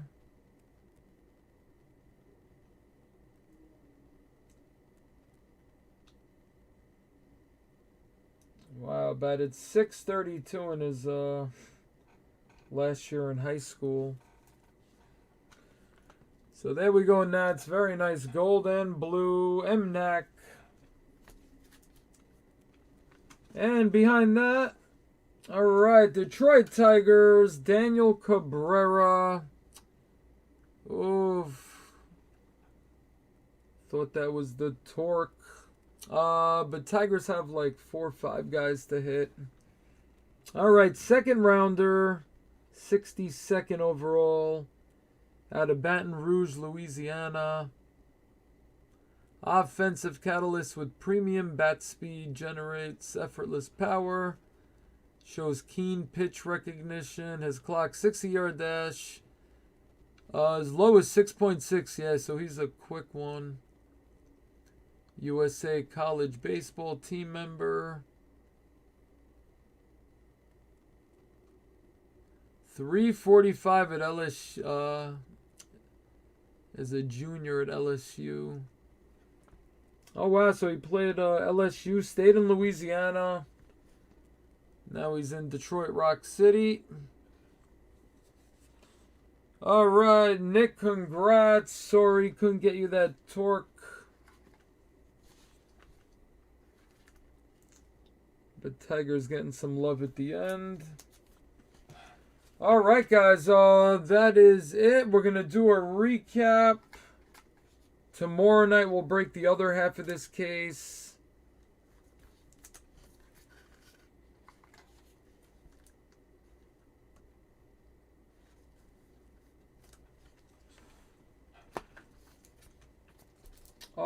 Once again, all cards shipped, so you guys get all this paper and chrome. A lot of cards.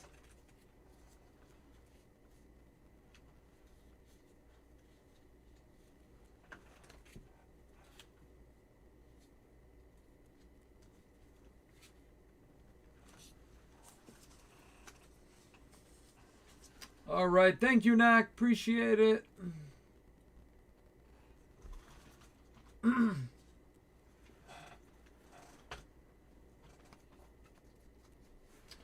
So yeah, we got a lot to recap. Yeah, this is the stack of, you know, there's other good names too, but like some of the bigger names. They're chrome, and the refractors are some of the big guys.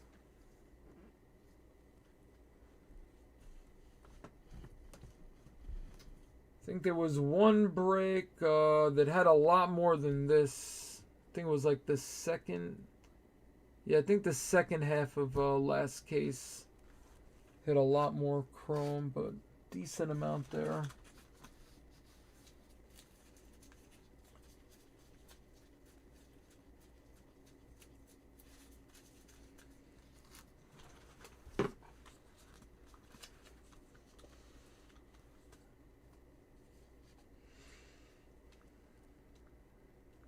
I've been checking out, Dave and Adam's Card World has these Hit Parade products where they only make like 50 to 100, you know, boxes of the product. And they're like buybacks. They put a bunch. They had, what was it? They had like a product where you could get like Topps and Bowman, graded like first Bowmans. Hold on, which one was it?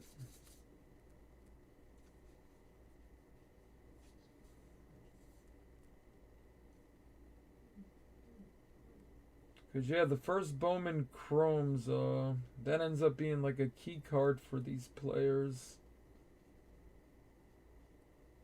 If they turn into the next Acuna or Tatis. Even some of them now have some good value, but nowhere near what it could be.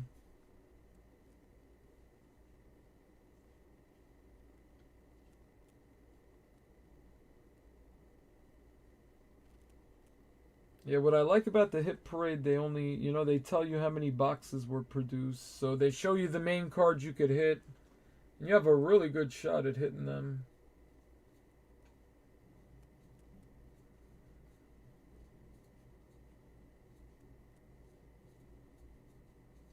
Alright, baseball. Yeah, this is what I was looking at.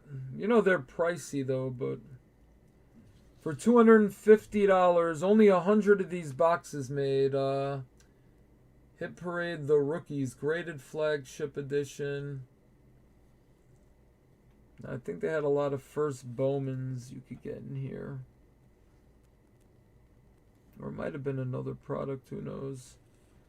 Alright, so either like a regular Topps rookie. So these even went up a lot, man. You get like a Kershaw Gem Mint 10. Tatis, rookie, and a 10. Yeah, that's big bucks there. Topps Chrome. Is there any Bowman? It must have been something else I saw with the Bowman. Yeah, that's just regular Topps and Topps Chrome. Mookie Betts. Not even a 10, a 9.5 Betts. Sure, that's still huge. So yeah, $250 for a shot at hitting like, regular rookie card. But highly graded. Hold on, I thought it was another one.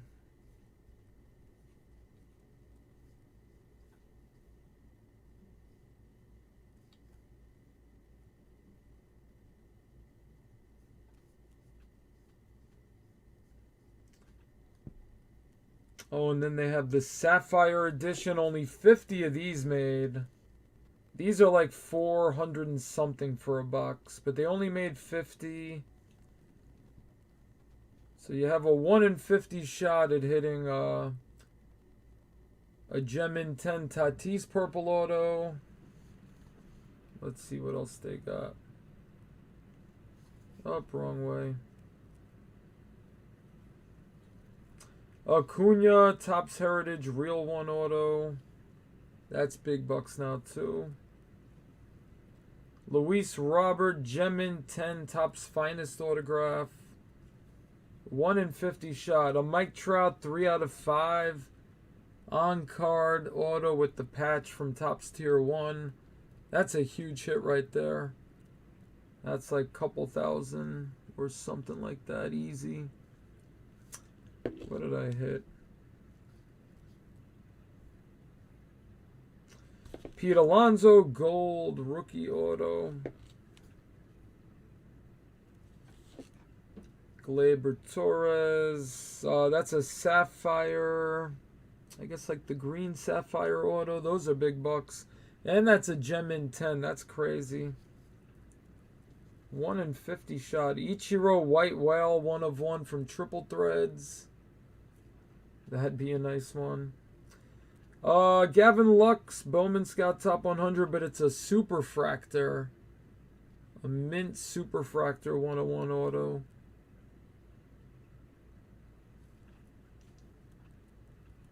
Julio Rodriguez, number /10. Nice red Bowman's Best auto. Bryce Harper, 5 out of 10. Wow. That's Bowman Sterling, the black Atomic. Gem in 10 also. Wow.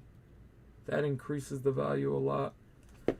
So that was what, like 8 cards? So 8 in 50 shot at hitting one of those. But it costs like $500 for a shot at that. Yeah, I've been checking those out lately. Then they have memorabilia boxes, helmets, bats, all sorts of stuff.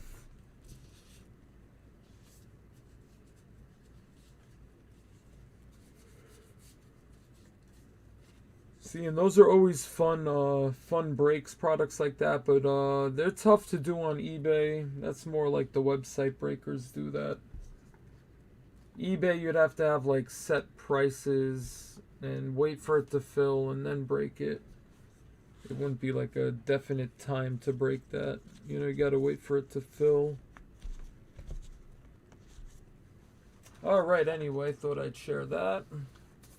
Alright, guys, we're gonna do a recap. 1 second.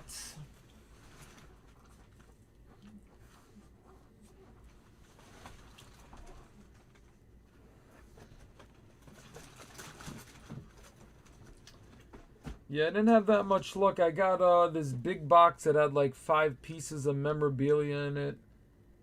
I got Buster Douglas signed boxing trunks, which are worth like $30 or something. Even with the Tyson KO inscription on it. What else was in there? Got an autographed helmet, but it was Chris Sale. Another thing, Chris Sale, I don't know, like a few years ago he was super popular. Looks like his popularity went down a bit. Guess until he does something big this year.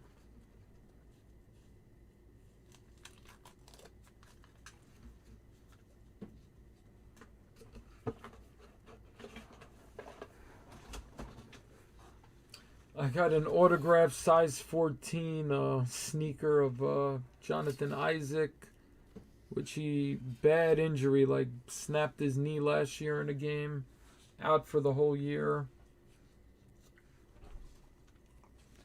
So not the greatest luck so far. But I've been ordering some weird stuff, so if I have stuff that's not going to go in the PC, you'll see a lot of random giveaways. Okay. So let's check out the paper. The only paper I'm going to recap is Torkelson, Herstad, and Jason Dominguez.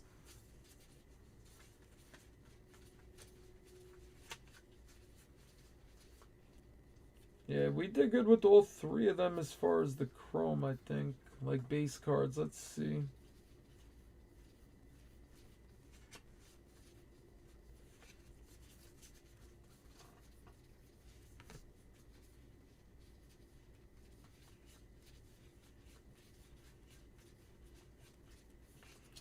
Wow.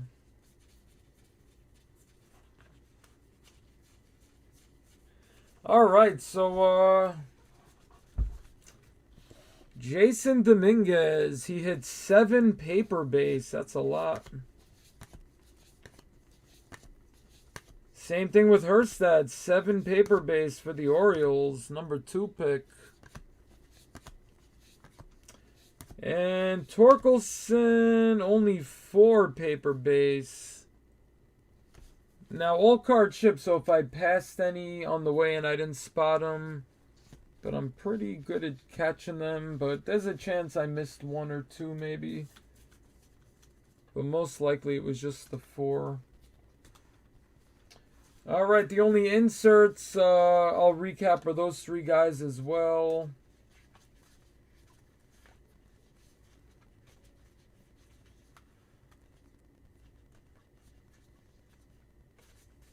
Alright, Jason Dominguez had a Glimpses of Greatness insert. Torkelson for the Tigers, Glimpses of Greatness and 2 franchise futures. Heston Herstad, 4 inserts, a couple of 20 and 20. Glimpses of Greatness and a franchise futures. So already, what is that, 11 Herstads?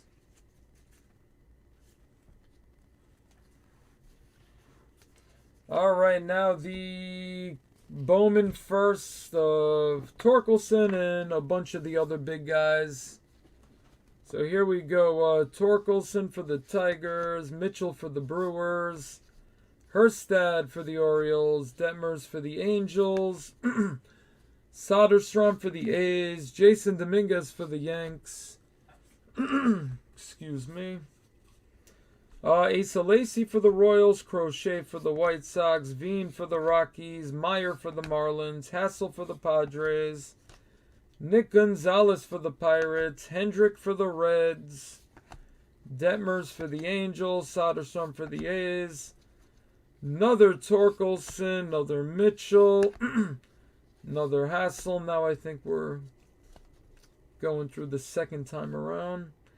Dominguez, there's a Patrick Bailey for the Giants, Howard for the Cubs, Walker for the Cardinals, Hancock for the Mariners, another Max Meyer, Foscue for the Rangers. There's another Torque. I think that's the third maybe. Another Mitchell, another Herstad, Detmers, Soderstrom, Jason Dominguez, Asa Lacy, Crochet, Meyer, Foscue, Zach Veen. Is that the first Veen? No, at least the second for the Rockies. Mets, Pete Crow Armstrong, another Hendrick, and another Nick Gonzalez. So yeah, looks like Torque and Herstad had 3 each maybe on those. And now the refractors. Much less on the refractors, but some good ones. All right, Robert Hassel for the Padres. We got 2.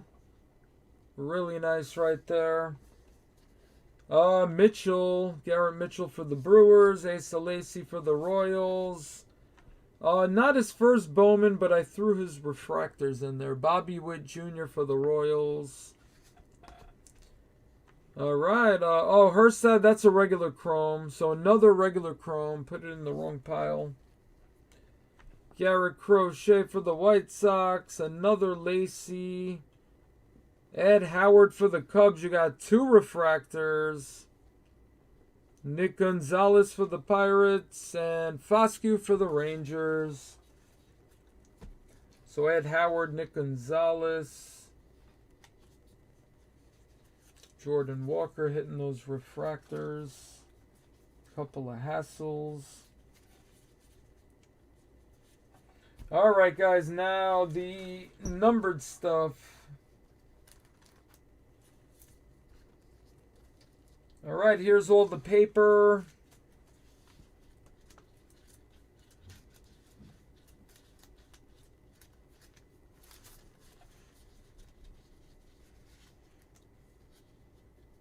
Alright, Sky Blue to $4.99. Trevor Larnach for the Twins.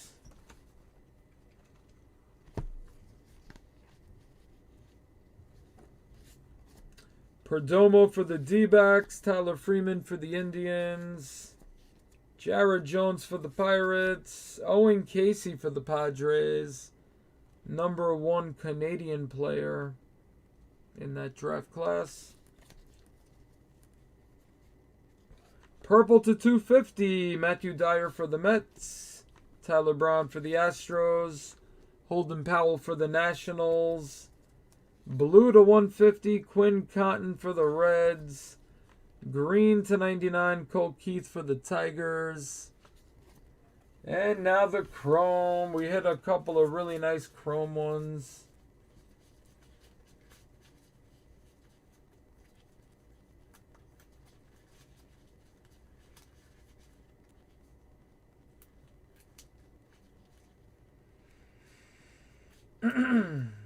Alright guys, Speckle Refractor, Xavier Warren for the Brewers.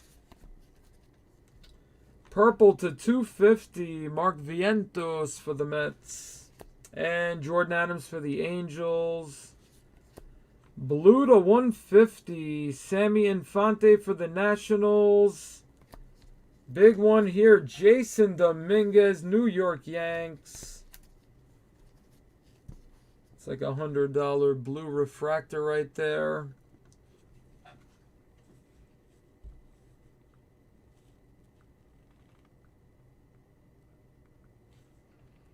And the one behind that's real good too.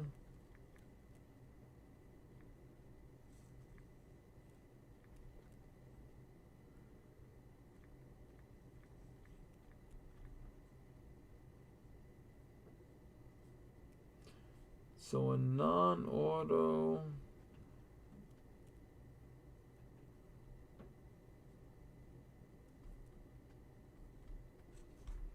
Yeah, the one behind it, that's got to be close to that too. All right, so Yanks with the Dominguez. Colorado Rockies, Zach Veen. Very nice. First Bowman blue. So like Dominguez, if it was his first Bowman blue, that'd be like a few $100. Zach Veen's not Dominguez, but he's one of the best guys on the checklist here. 9 out of 150. Congrats to the Rockies. And gold to 50. Sammy Infante for the Nationals. Another Infante. And Bryce Bowman for the Reds. Alright guys, autographs.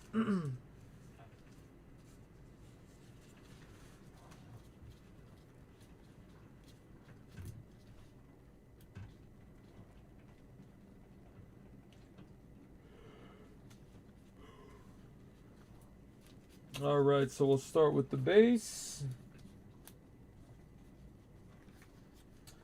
I think our biggest names hit the base autos.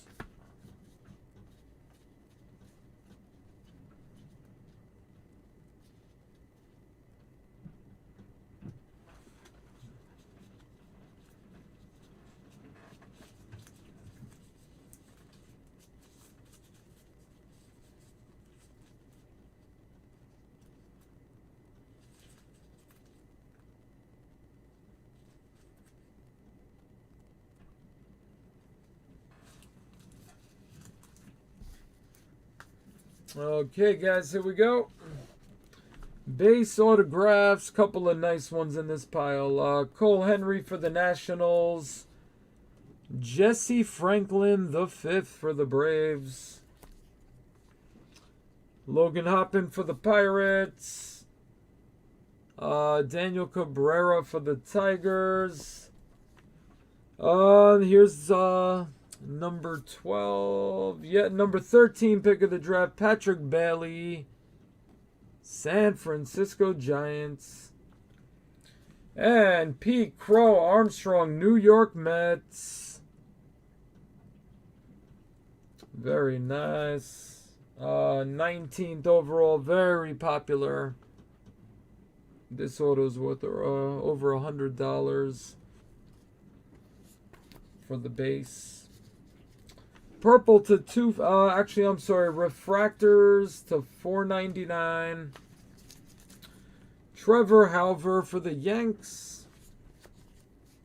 We got Milan Tolentino for the Indians. Purple to $250. Zach Deloach for Seattle. And Glowenke for the Giants.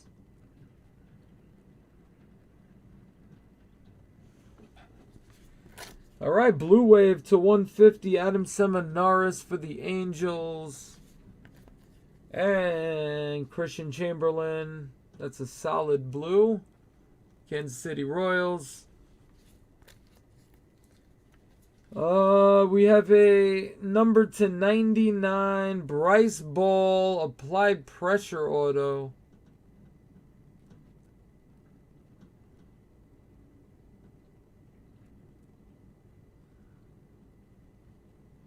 All right, Bryce Ball, Braves. Green to 99, Nick Lofton, first round pick for the Royals. And a gold wave auto, another first rounder, Nick Bitsko. All right, gold wave to 50 for the 24th overall pick.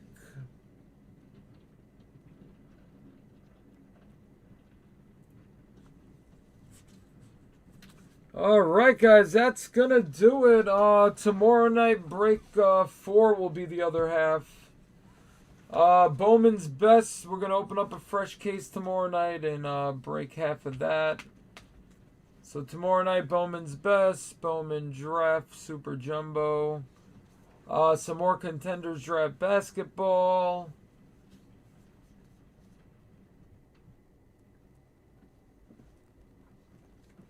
Alright, then the weekend we'll have some playbook. Trying to think, the first 2021 product that comes out, what is it, like next week maybe? Archives Retired Active Player Edition. You get like 1 encased auto per box. That should be the first one, but it's not a genuine 2021. There are buybacks in there. You get like 1 encased auto in the box. But Top Series 1, like the first week of February. First or second week of February. So that should be a lot of fun, man. But we still got plenty of time to enjoy the Bowman stuff.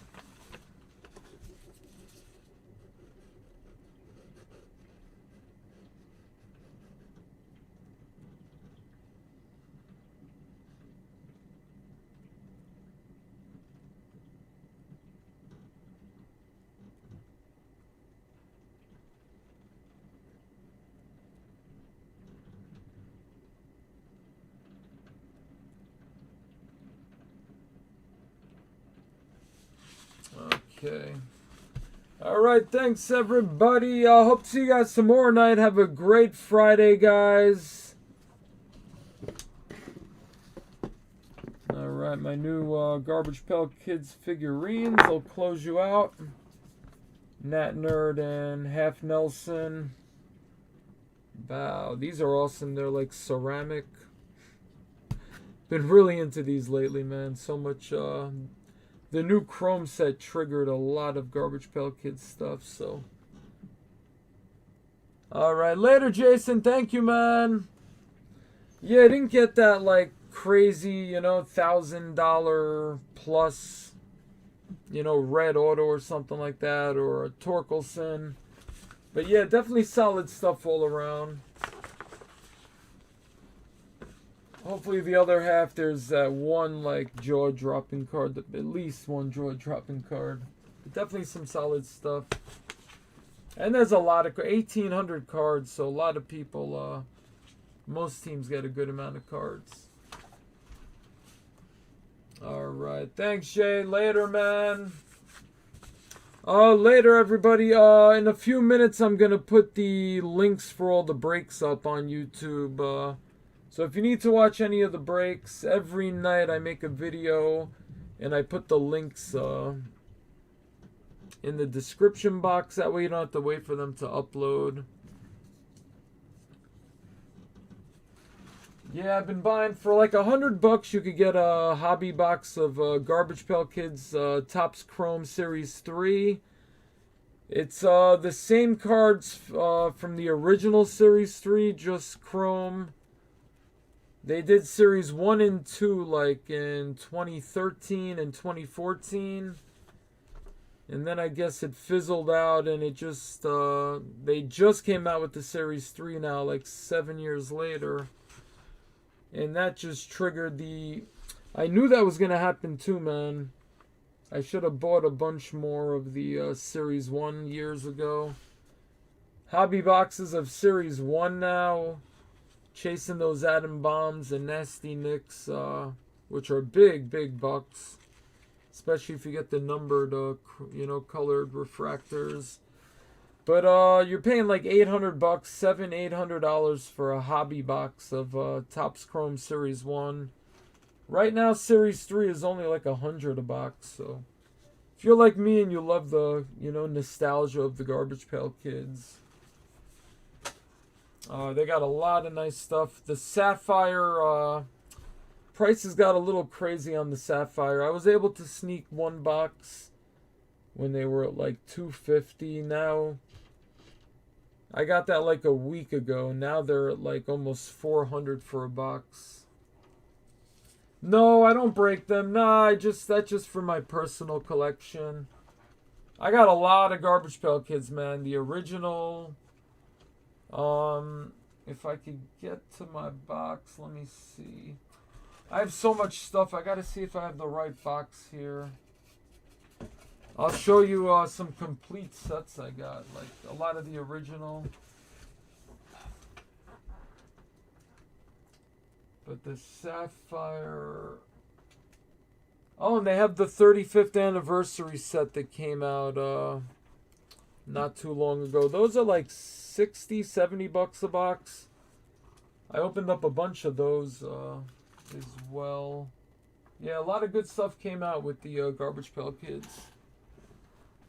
Yeah, see, I wish I still had mine too, the originals.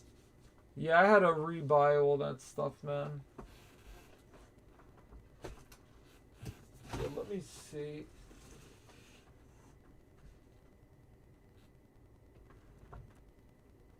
I think I had it right here, but...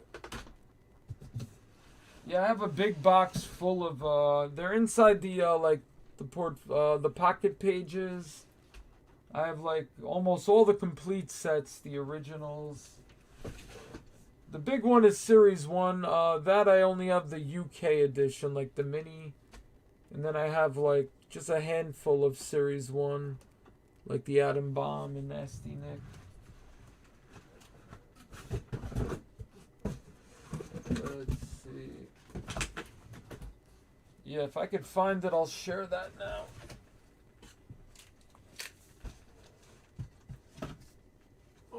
Yeah, I got knickknacks all over the place. I got so much stuff. Yeah, these were fun. This is the 35th anniversary set that came out. That was recent. So they have Atom Bomb. They have, I think the first few sets, the originals they remade. So, like, see, there's an Atom Bomb. But that just came out 2020. So 35th anniversary. They got some new stuff, but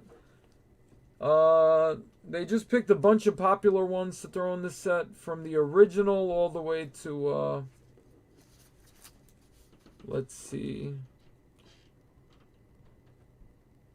See, this was from the 30th anniversary series. Say hello to my little Fred. There's Pacino. This was a fun box opening right here. And then these are the parallels. This is the Fool's Gold. These are numbered. Numbered to 35 on that. That was a really good pull. There's Atom Bomb, a different version. If I got the Fool's Gold on this, that would be like big bucks. But the green, you get... The greens are common. They're not numbered. And then you got the blue. These are nice. They're numbered to 99. I got both the brothers. And this was original Series 1.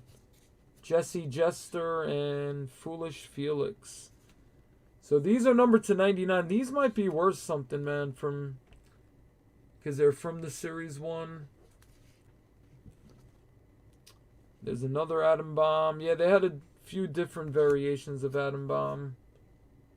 There's Atom Apple. Atom Bomb. Some more blues. Worn Out. That shows... What was that from? Yeah, that's a new one. Yeah, that's in the new set.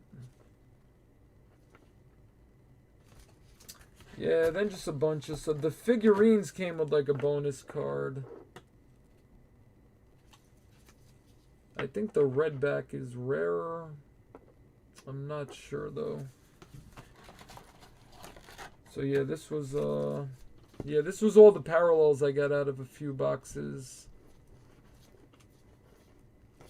Boom, boom. So yeah, you could get these pretty cheap too. They're called 35th anniversary. So it's just a whole bunch of assorted stuff.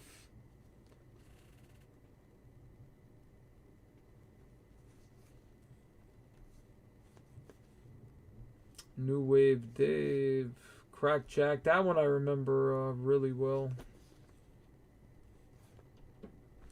Joe Blow. That was from the Bazooka Joe.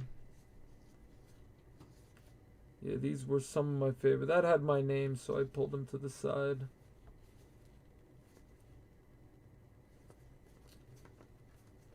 So yeah, these were, boxes weren't a lot, and you could still hit something big. Atom bombs in there.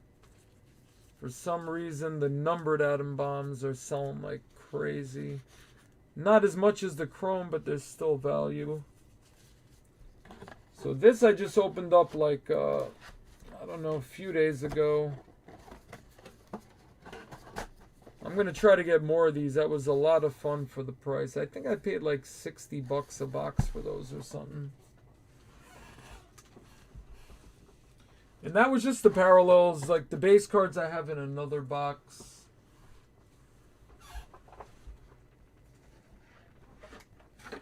Let me see. Yeah, here's the base. They had tattoos that came. A whole bunch of tattoos I got.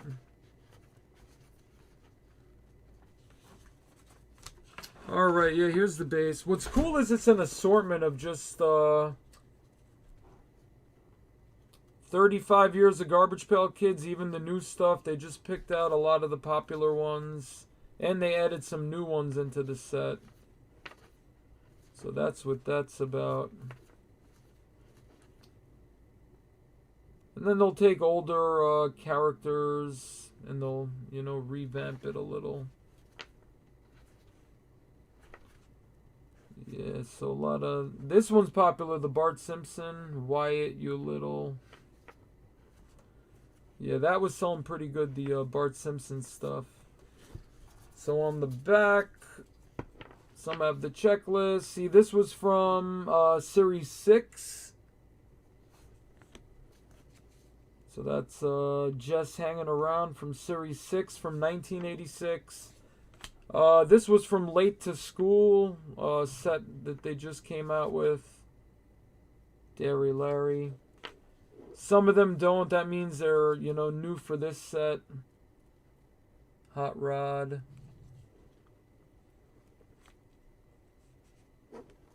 Let's see. That's from original Series 2, 1985. Double Ace.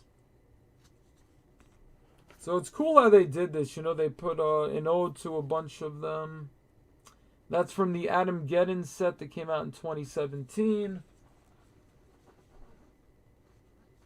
Adam Geddon. That was like all end of the world type cards.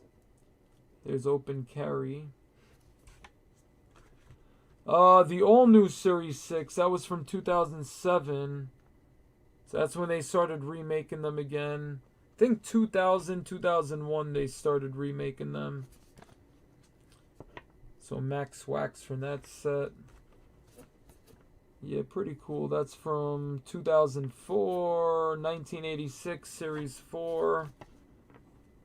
Tin Manny. That's from the 30th anniversary from 2015. That's where Little Fred comes from. Yeah, they make a bunch of different sets every year. Yeah, they make probably like 3 or 4. It depends. Now that they're popular, they'll make a lot more every year now too. They're gonna have the Topps Chrome stuff that got hot, and then they'll add a bunch of. They always have different themes. Late to School, Adam Geddon. I Hate the 80s or 90s. They had a bunch of stuff.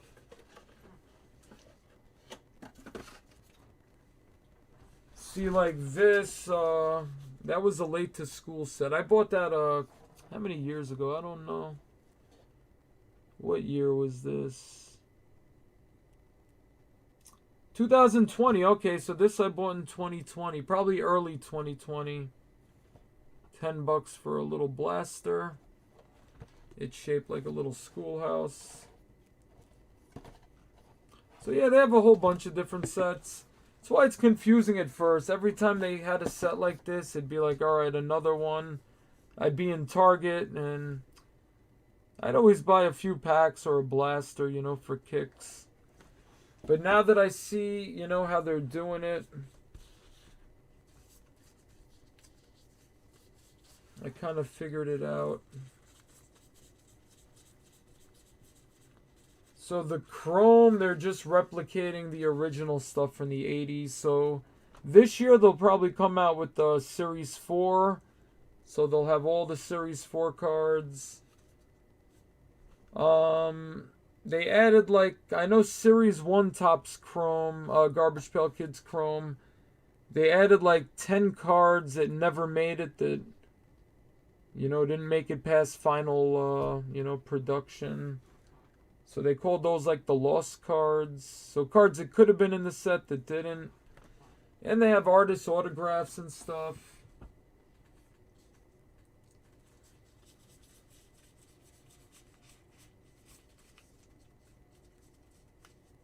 Yeah, no, definitely. If you have any questions, let me know. But I would definitely recommend, learn the hobby good. I know you just got back into it for the most part. There's different sets that come out every week or two. Yeah, I would definitely, watch a lot of stuff on YouTube, different products being broken. Now that it's the beginning of the year, I would just watch how the year goes. See how Top Series 1, how that starts. And then, everything else after it. There's so many sets that come out. So many different things to look for.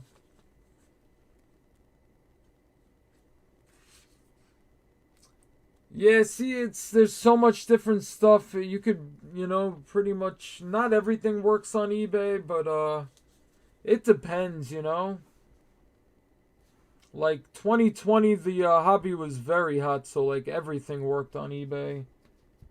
But, we'll see what happens in 2021. There's no predicting, but, there's been some rough spots, years ago.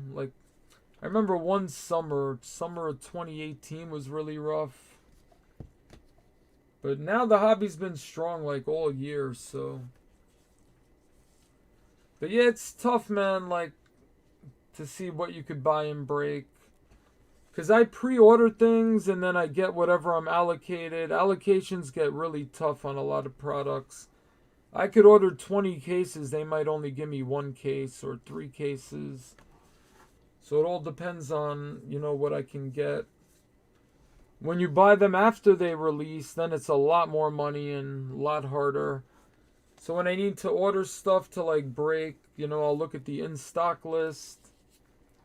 And, yeah, most of the things are, way inflated. You can't even work with them.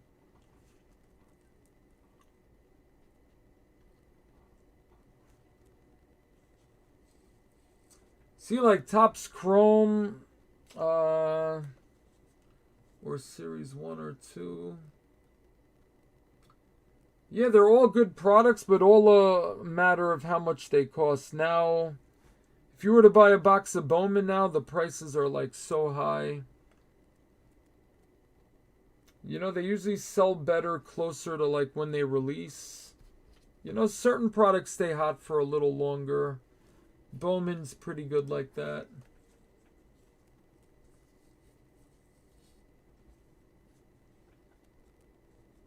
No, it depends though. Every product's different. Some products hitting over 50 a team, won't, basketball, you're hitting, 100 a team or something. It depends. Yeah, everything's different. Bowman is the biggest baseball set of the year, so that's why these prices are so high on this. That's not going to happen in Topps Heritage and, Topps Archives and Topps Series 1. Most sets are not going to sell like how Bowman is. And now, the Bowman 2021 Bowman that comes out, I get a lot less of that than I do Bowman Draft. This is one of my best allocations. I had 12 cases of this stuff. But regular Bowman, I'm going to get 5 cases or something.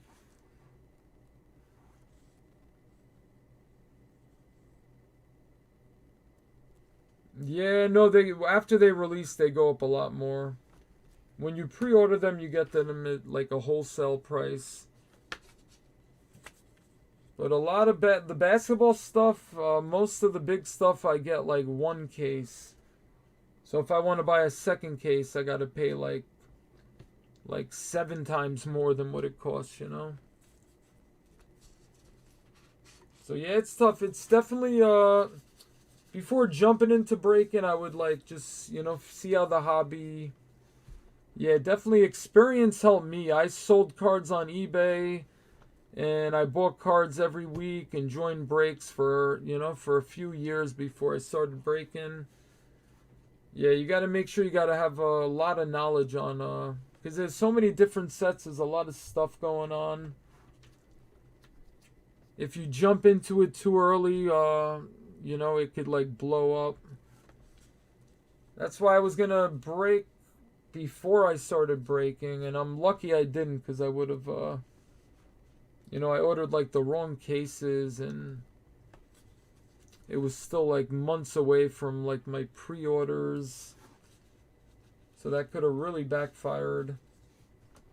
Got to make sure, yeah, good webcam, good computer, high-speed internet. If anything goes wrong with the Wi-Fi while you're live, that's bad. There's a lot, the technical stuff, but also, you know, what products, what distributor.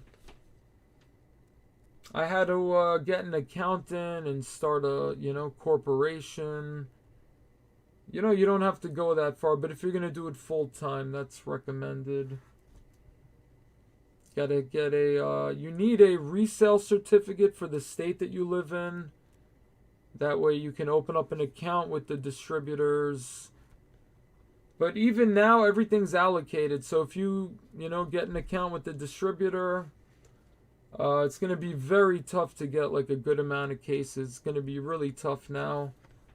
They said I got in at like the perfect time, or when it wasn't too late. You know, it was still popular.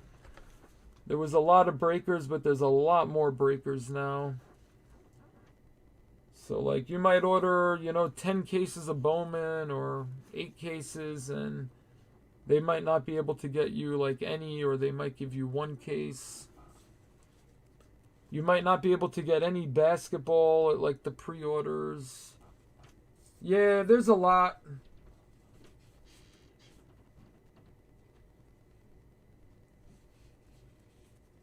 Yep, Heritage, it's, yeah, a lot cheaper than Bowman.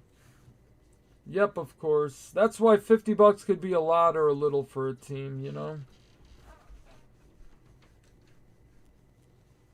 And then eBay takes 10%, you know, bubble mailers, top loaders, all the supplies. If you do it full time, you need like, you know, you need employees. There's no way, I did it my first year by myself, but I could only sleep like 4 days a week. You know, 3 nights I couldn't sleep between the sorting and then the bagging up and packing and shipping, and you got to post them all on eBay. It's a lot of work, so if you just do a little part-time, you know, it's a lot easier to manage. But yeah, there's a lot involved. Yeah, that's why a lot of guys jump into it and they're not ready and they don't have the knowledge, and it's, you know, that's why you'll see a lot of those, you know, bad breakers.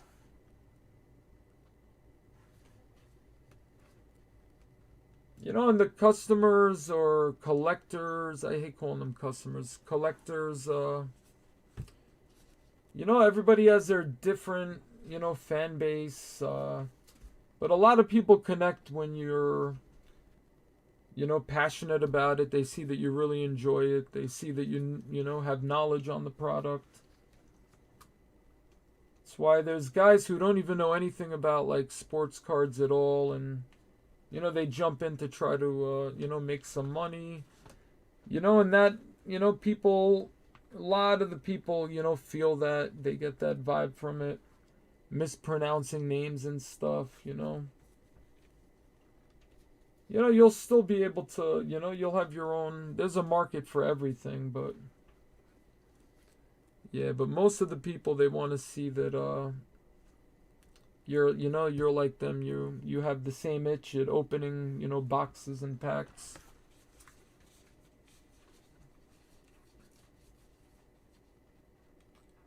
Yep, 6 a.m., 6:17. I got to get my son up for school in a little bit. He gets up at like 7.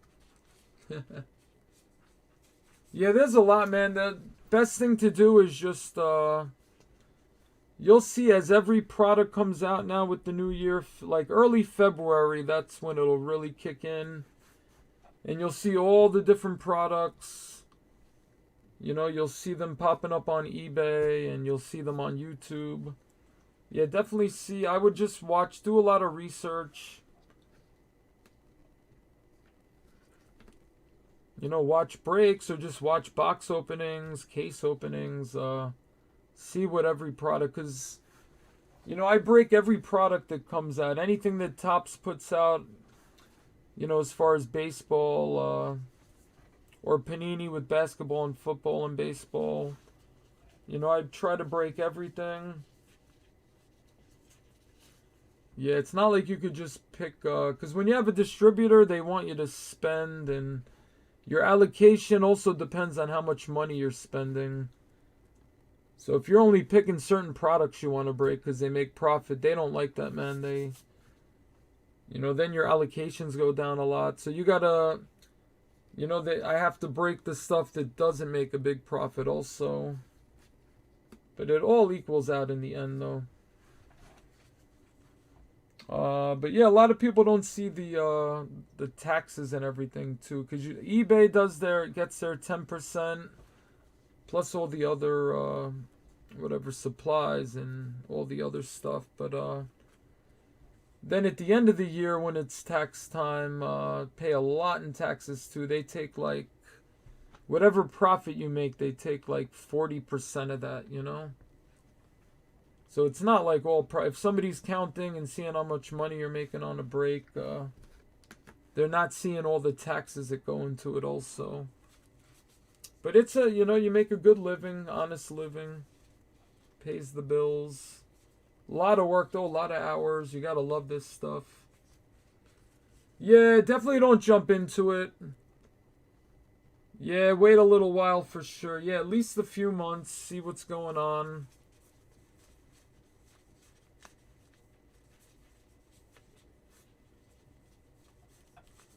And like I said, you have a distributor. It might be easier to break on, if you can't get allocations like in pre-order stuff with the distributor, then you're going to have to buy them, like at almost retail. Then you could break on like Instagram or Facebook, where you're not paying like the eBay fees and stuff. And you don't have to do an auction. You could just have set prices. That way it's, pretty consistent.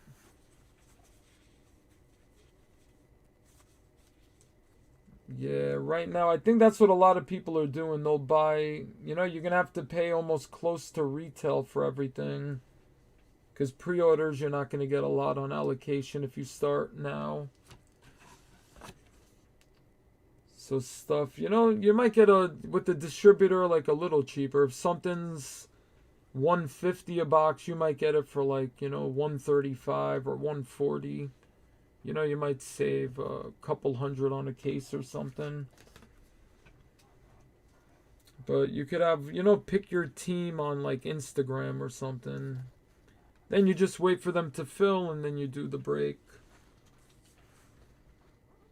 Yeah, that would be... Yeah, if anything went wrong with eBay, I'd have to like break on Instagram or Facebook or something.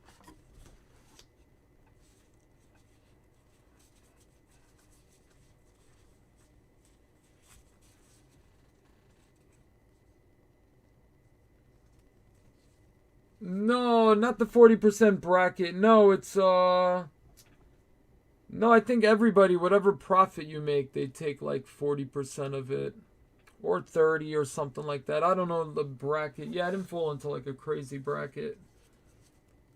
No, I'm definitely not that's not the 40% because I, made a ton.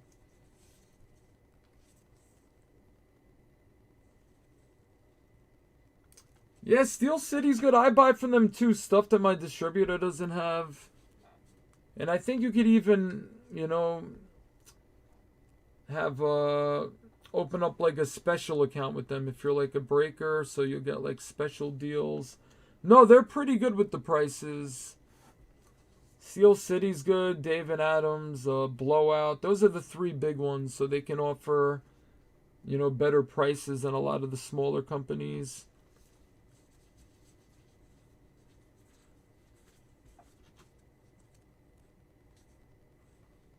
I'm sure you could do directly from Topps. No, there's always a middleman though. Yeah, you got to get it through a distributor. Topps, you could try. Yeah, that would be a lot of people. Buy the stuff off the website and all that. I don't think you could order like cases from Topps though. I think you'd have to, like everybody else, have to buy them right off the website, which would be really tough. Yeah, I pre-ordered stuff now that's coming out in like the summer. Yeah, Topps, some of the products you pre-order like 6 months in advance. Other things are like 3 months. Panini, it's like a month and a half before they come out, you pre-order. Yeah, Panini's different than Topps.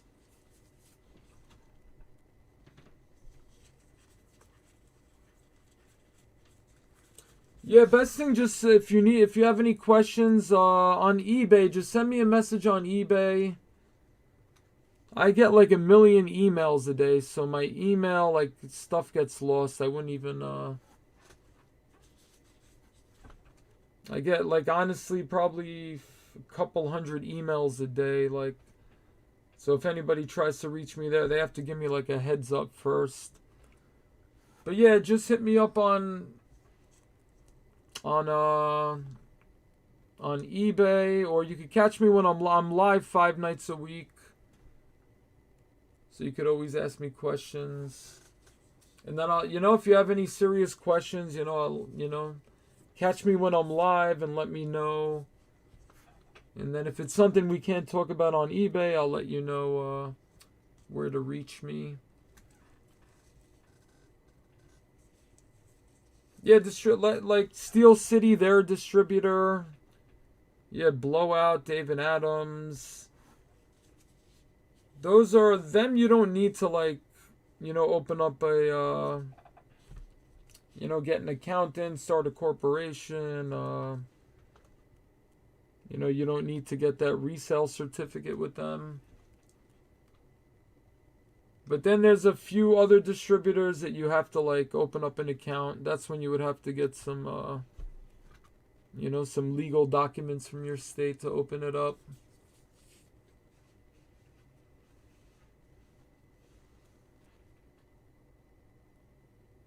Yeah, pre-orders one, but I'm telling you, if you're not gonna get any basketball stuff this year with the new distributor.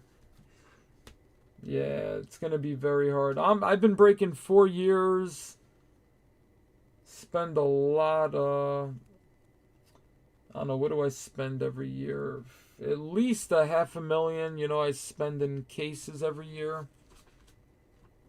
And even that's not enough to get more than one case of, like, basketball stuff. So if you're starting from scratch, yeah, basketball, they're going to tell you 99% of the stuff.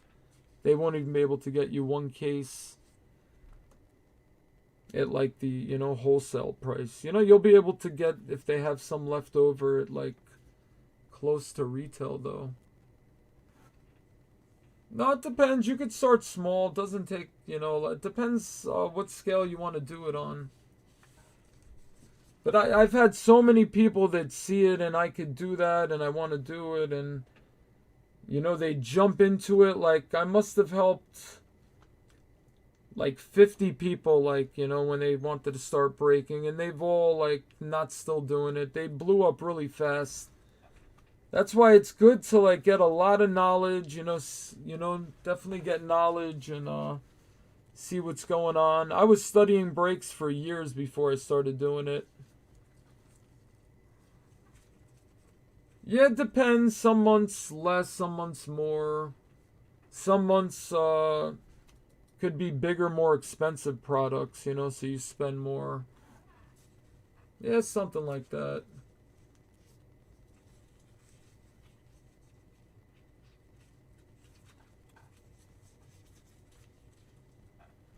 But yeah, like good computer. Yeah, because the webcam hooks up to the computer.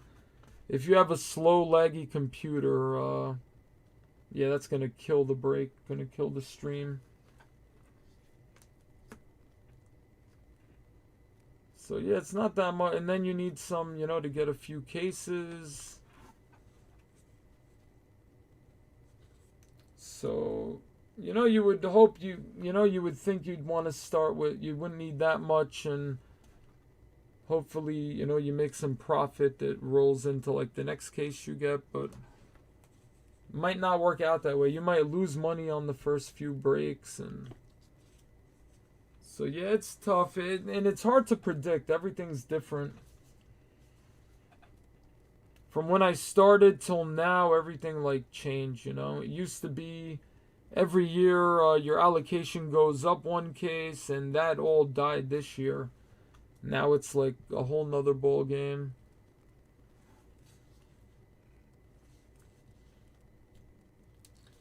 No, I get like emails on what's coming out and you know what date to order everything by. So every week there'll be orders due soon. But yeah, no, I'll order like every month. I'll put in like an order for pre-orders. But you know, if I order like 50 cases of a few different products, you know, 50 cases total, you know, it's most of the time I'll get like, you know, 10 cases or yeah, very very hard to get your orders filled. I'm telling you, I spend a $500,000 on cases a year. I'd be spending 5 times that, even more if all my allocations got filled. Because all the basketball stuff, I order 10 cases, I get 1 case. It'd be 10 times as much, you know? And most of the basketball is the high end. It's only like, you know, 10 cards in a box, so it's not really a lot of labor and sorting and stuff. But they only give you, you know, 1 case of that.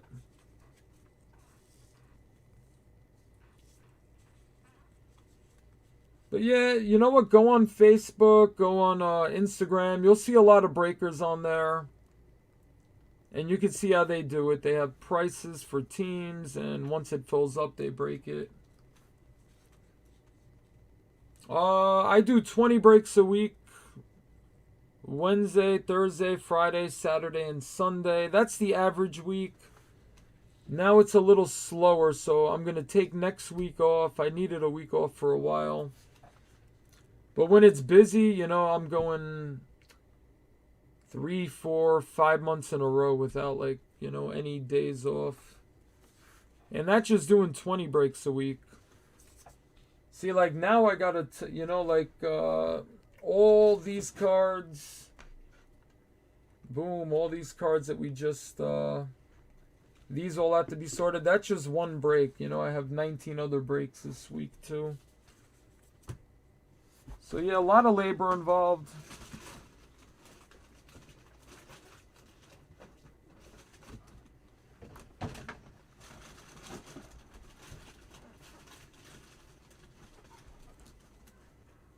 So, yeah, I'm doing 20. I used to do 40, 50 breaks a week.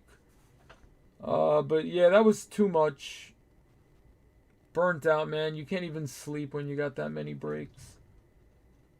And then I had, you know, a couple of employees, and it was just, yeah, I didn't like it like that. I still break enough now, you know, 20 breaks a week, that's enough. It's not like a crazy amount. There's breakers that do 20 breaks in a day, but they have, you know, a lot of people working for them and stuff.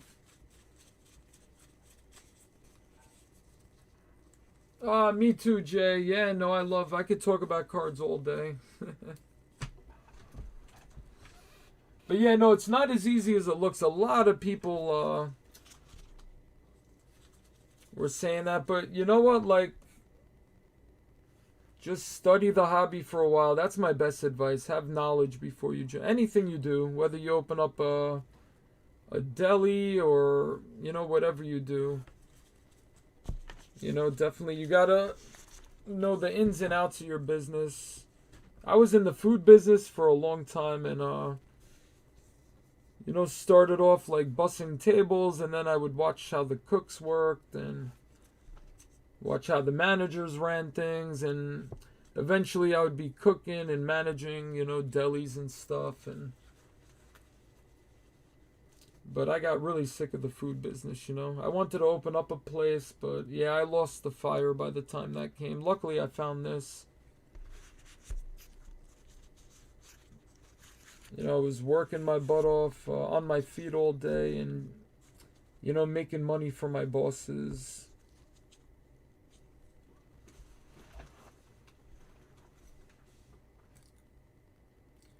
Yeah, there's a lot of yeah, I've heard of them. They've been around for a while. Not too familiar. Yeah, there's a lot of us, man.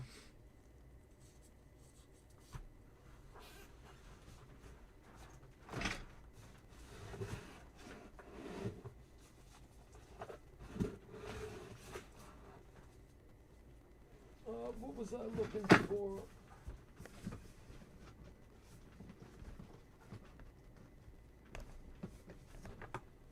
Yeah, I had like out of the first 15 original Garbage Pail Kids sets, I have like 13 out of the 15 complete sets. Yeah, I don't have Series 1, but I have Series 2 all the way to Series 15, and I think there's like one set that I, you know, might need like half of it to complete.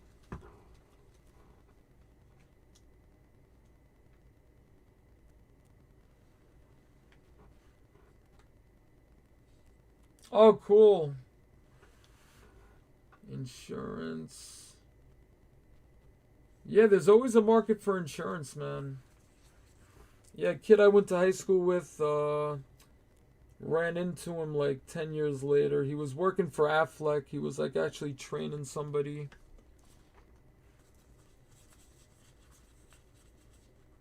But yeah, State Farm's huge.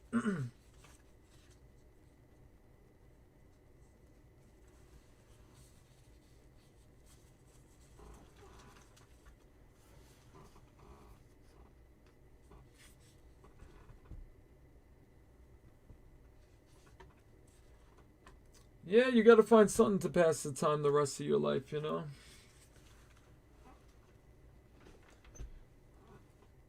But yeah, just with the cards, you know, selling singles on eBay, like you learn a lot doing that too. Because then you learn your way around eBay. You learn you know, like just when an auction's over and you sold the card and now it's time to go pack it up, get it ready to ship. Then you start posting more cards, and you know, you start building your feedback. That's really important on eBay. So you got to start selling cards. Yeah, if you do breaking, if anything goes wrong, you mistime something and people are, you know, you're not dealing with one person you sold the card to. You're dealing with, you know, 20 people that joined the break. And then you could end up getting like, you know, 20 bad feedbacks because you made like a stupid mistake or something. That's why, yeah, learn the ropes on eBay. Yeah, breaking, yeah, that, yeah, you got to make sure you're ready.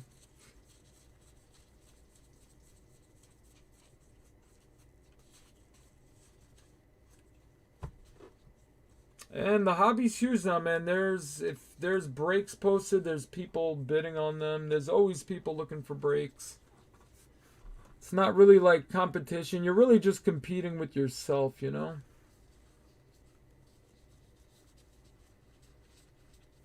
It's all how, you know, if you're doing your thing, you don't have to worry about what anybody else is doing. It's not like, ooh, there's more breakers. I'm not the type that's not going to try to help somebody and think they're going to take away from, business or something. Because that's not the case in this business. This, if anything, if there's more good breakers, like quality breakers, it's better on the hobby. If the percentage is bad breakers, it's just going to give the hobby a bad name, going to turn a lot of people off. You want the hobby to grow. And it's been growing nice. Every year it's been getting bigger and bigger. But yeah, there's always a market for every break you put. You just got to do a good job yourself, or just not try to nickel and dime and be sneaky. And yeah, the breakers that try to nickel and dime people, they don't last in the business at all.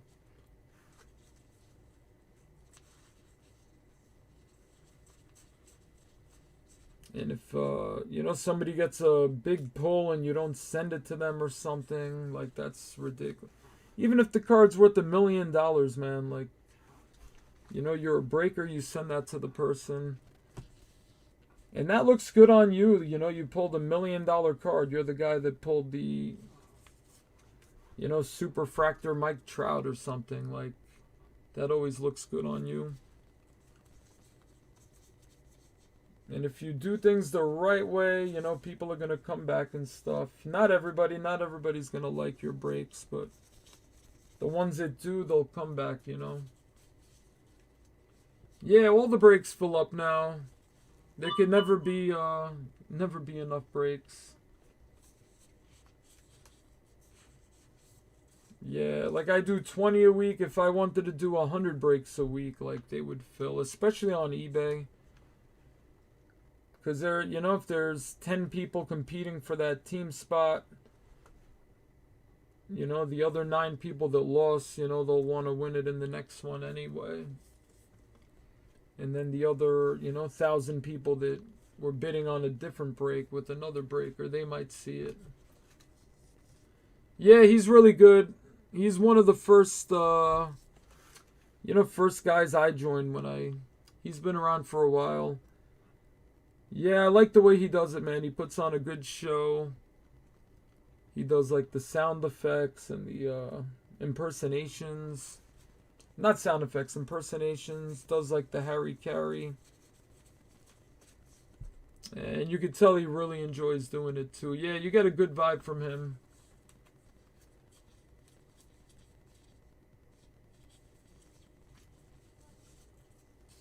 And just a nice guy, you could tell. Very genuine.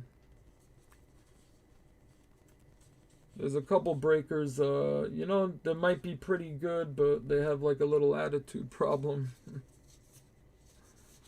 Anytime somebody asks him a question, or it's like you're bothering him or something. Yeah, I don't like the guys like that. But yeah, he's a class act.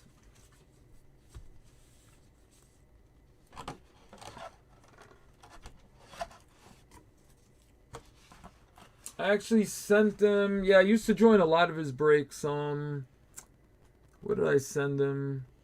I had an original 1985 Adam Bomb card that I sent to him, and he actually, I don't know if he still displays it, but sometimes, he used to put it where he's got, like, the cards in the background. So yeah, that's what I noticed first. He had the Adam Bomb, like, dolls over there.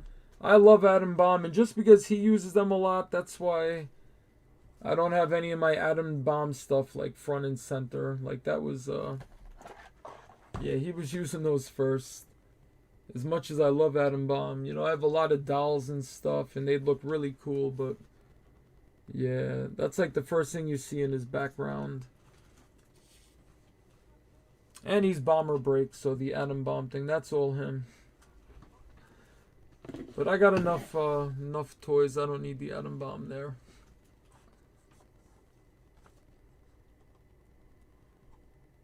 Oh, was he? Not good.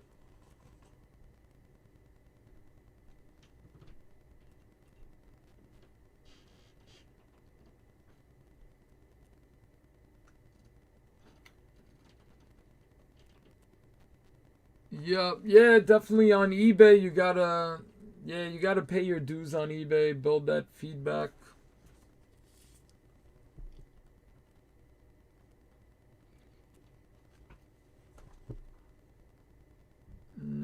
Yeah.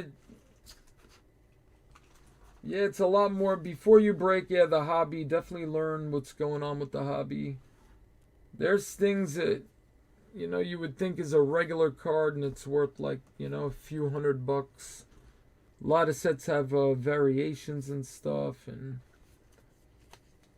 basketball cards that used to be worth like $10, like, turned into like $1,000 cards or $500 cards. Crazy. See, like, this is a regular refractor, not that big in baseball. It's actually, worth a lot if it's like Tatis or Acuna's first Bowman. So they'll have good value, but like the biggest guy, Torkelson, what's his refractor? Like $50 maybe. In basketball, the silver prism, which is the refractor, you hit the biggest rookie silver prism and it's like $1,000,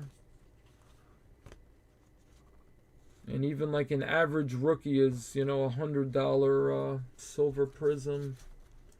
So those are worth a lot. So yeah, a lot of little things like that, man.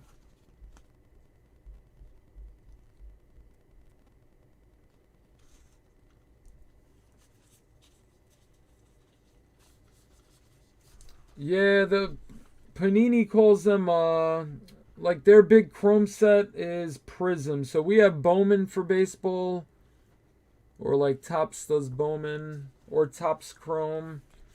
Yeah, Panini, it's Prism. And they don't call them refractors, they call them prisms. So that's, little differences between Topps and Panini, but... And certain things are worth more in baseball, and certain things are worth more in, worth more in basketball and football. Yeah, it all depends. They have their own thing going on. Yeah, like Panini, the baseball stuff doesn't have the team logos. Like this was Panini earlier. So like Panini, they'll write Pittsburgh. They're not allowed to write Pirates on the card. And they have to airbrush the logo off the jersey. You can't show a Pirates logo at all. So they don't have they have the player's license so they can get the autographs and stuff. But they don't have the, major league license. So they can't put the logo on. So Topps has, the all-out, uniforms and team logos. This is the real license. So baseball, it's cheaper with Panini. Not as much as like Topps. But Panini makes a lot of products. They make a lot of high-end baseball too, even without the logos. Box of National Treasures or Flawless is still a lot of money.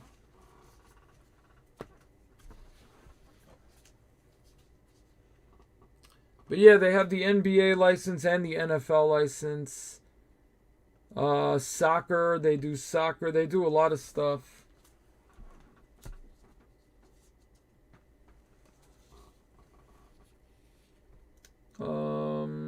But they still make baseball. Topps stopped making football. I think 2015 was the last year.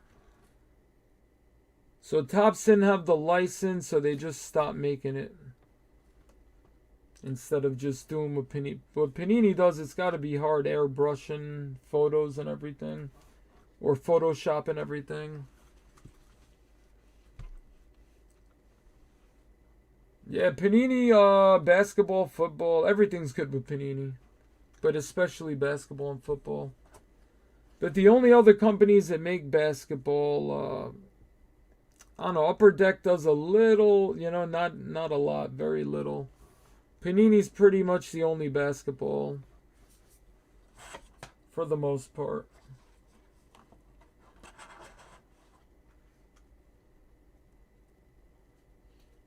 Panini bought Donruss, so they do Donruss baseball.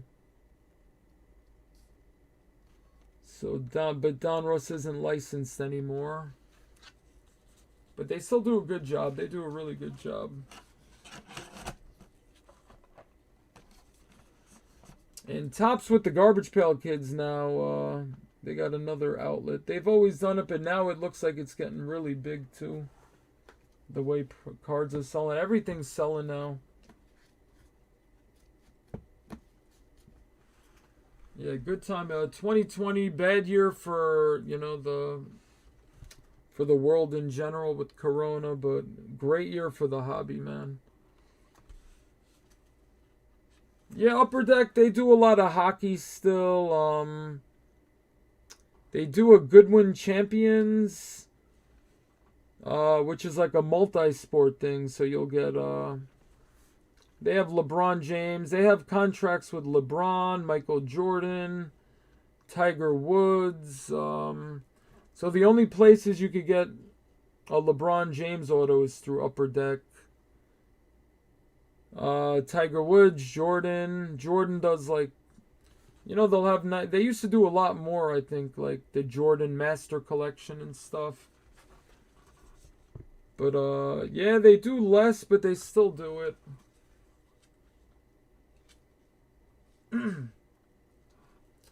Yeah, Michael Jordan, you know, the only autograph she'll get is Upper Deck.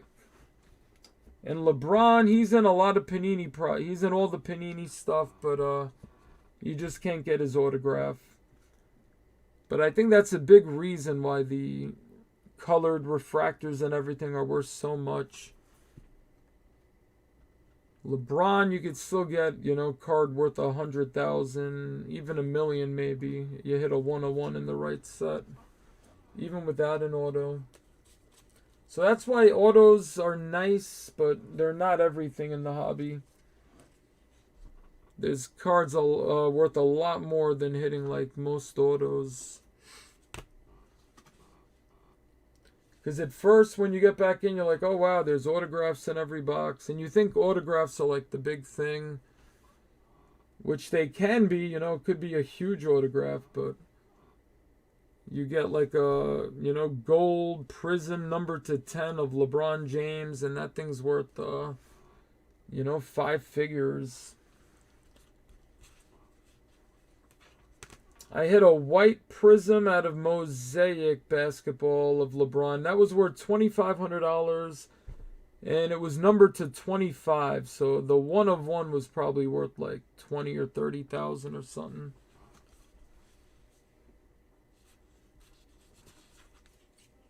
Yep, so yeah, you don't even need the refractors are just as big as autographs.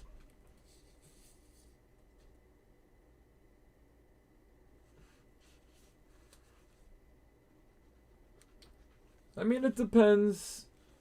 Like Zion was the big autograph this year. We had plenty of Zion autos. They're out there. It's just you got to get the right box, you know.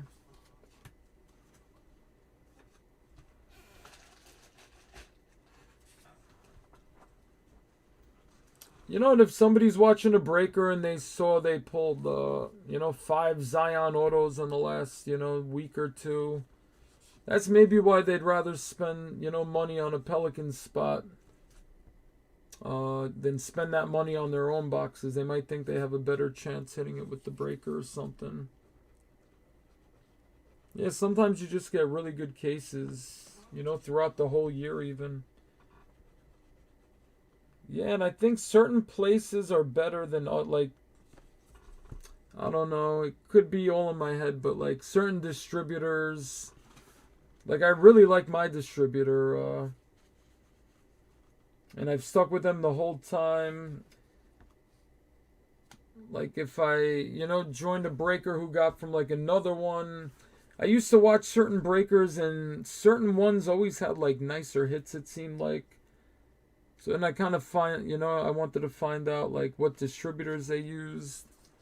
And I almost feel like, you know, if Topps, maybe they get the stuff quicker from Topps. They get like the first run and there's nicer stuff in there right off the bat. But I don't know, that's all speculation.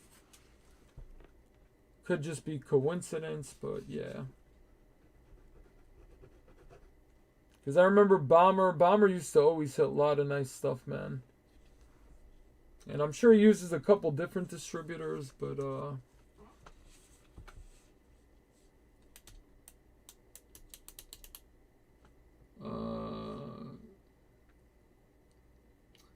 you got to mix it up, you know. Breaks are better for certain things, but it depends, man. You buy a box, you know, if you buy a box of Bowman and spend, you know, $500 or $400 or whatever, you know, it doesn't mean you're going to get, you know, the big autos. You might get, you know, three $20 autos.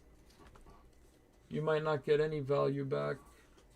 You might join a break and spend $100 and you might get $1,000 auto. So, yeah, it's all, there's a gamble involved in, you know, in everything.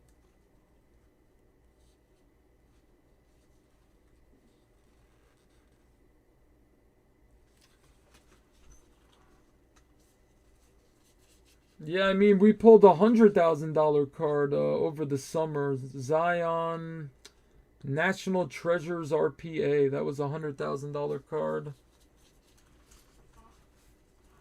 Yeah, even $1,000 cards, you don't see those very often. You know, there's cards you hit all the time that are worth a couple hundred, few hundred. But to hit like a card $1,000 plus, they pop up. But yeah, you're not going to see them all the time. But just knowing the chance that you could, you know, spend $50, $100 and get cards that are worth 1,000 plus. Definitely better odds in the lottery. See, that's good. If you broke even, that's really good. Most people are in the negative. Just the way the hobby is, you know. If things were easy to get, the value wouldn't be there. So yeah, if you buy a box of cards or buy 10 boxes of cards and you think you're going to at least break even or make a profit on it, most of the time it's not like that. You spend $1,000, most of the time you're not getting $1,000 back. You know, but you try to stay as close to that. Even if you make 500 back, there'll be a time where you spend 1,000 and you get 2,000 back, you know, but that's why people start from scratch and they buy boxes and they try to make money off. You know, you have to kind of have a collection first, build a little inventory, and then you could start selling and, you know, buy a little more every week, join a couple breaks a week. And then on top of the stuff you have, then you have something to work with. If you just buy a box of cards and say, I'm going to, you know, make money off this, you know, it could be a while before you make any profit. Could be, you know, you're going to have to lose a little money in the beginning. Yeah, and if you have the patience to grade cards, even more money.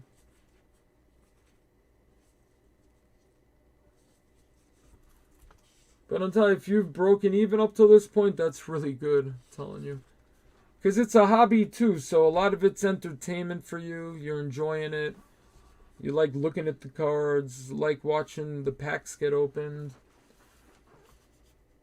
So that's like, you know, the admission fee or whatever. But if you can enjoy it and you haven't lost any money doing it, that's really good. But some people, you know, I spent $100 on this break and I only got, you know, $20 back. Can you throw in some cards so I get my money to break even at least? Like, if I did that with everybody, like, I'd be out of business, you know? If I gave everybody extra cards to hit the value of what they spent, like, yeah, I'd be out of business in, like, a week. So, yeah, some people think like that. I don't know how they could think like that. But, yeah, like, you buy a box, if you get lucky, you're going to get the really nice auto in it or something. But 9 out of 10 boxes, you're not, you know, you're not breaking even. Unless you get a little creative, you know, start utilizing all, you know, if there's like a couple hundred cards in the box, you know, maybe grade some and make a little lot here and there, you know, kind of squeeze out every penny you can, but yeah, a bunch of people have done that, you know. I've been doing this 4 years, so a lot of and then a lot of people, they know the risk involved and they kind of play dumb, but most of the people are great. I haven't, you know, you're gonna run across people who are just gonna try to get one over on you, which they do. But yeah, almost everybody's awesome though.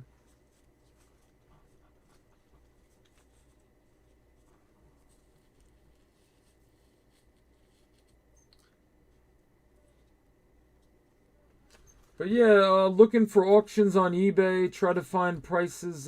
Try to find good prices in auctions. Buy some boxes. Join some breaks. It's good to mix it up. And then after a while, after 6 months, see what's working better for you. Might want to cut down on one thing and bulk up on another. Put more time into maybe looking at auctions and stuff. But there's going to be those products that you're not going to, have the extra $2,000 laying around to buy a case. So that's when breaks really come in. You can, try your luck on a team or two or whatever and spend a small fraction of that and, try to hit something nice. Because if it's your day to hit something, it's going to be your day to hit something. Whether you have one team in a break or you buy the whole case yourself, that case might not have anything big in it, But that one break, that one team, you might hit that one card that's worth more than you spent on the entire case, Yeah, just like Lotto, could be that, 100 scratch-offs, you win nothing, and you're at the right place at the right time, you buy the right scratch-off, and you just won, like, $500 or something.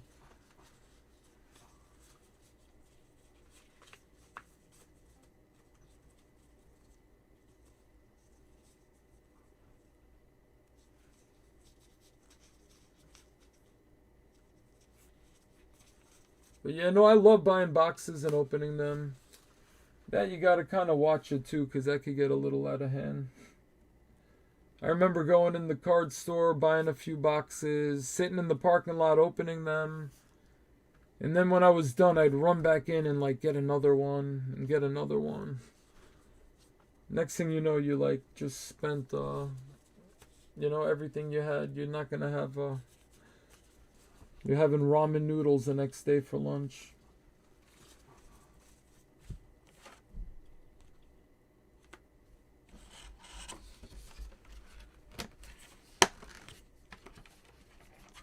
Or yeah, you could do bad, 10, 20 breaks in a row.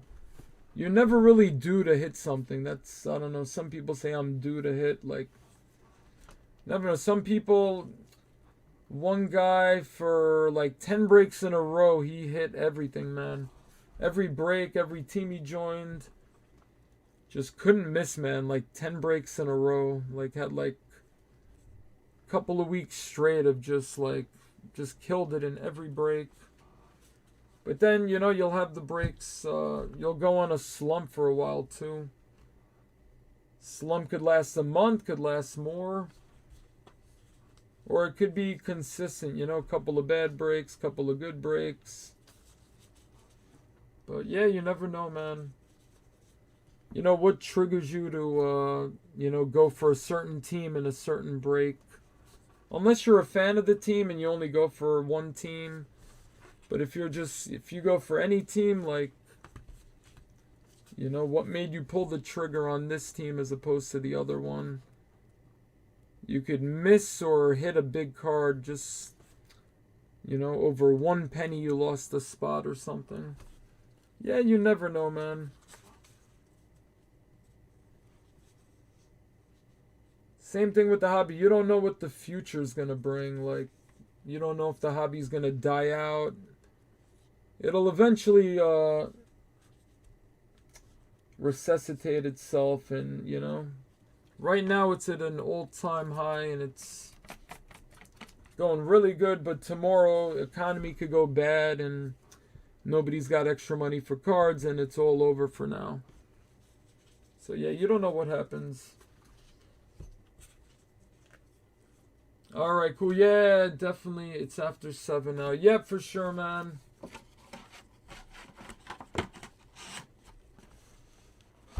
Alright, later, Jay. Nice chatting, man.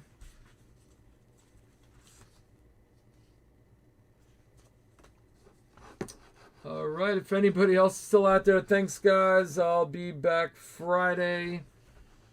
Alright, later, Jay. Yeah, kids, I gotta get Phoenix up for school. And he's not a morning person, man. He's tough to wake up. Later, Jason.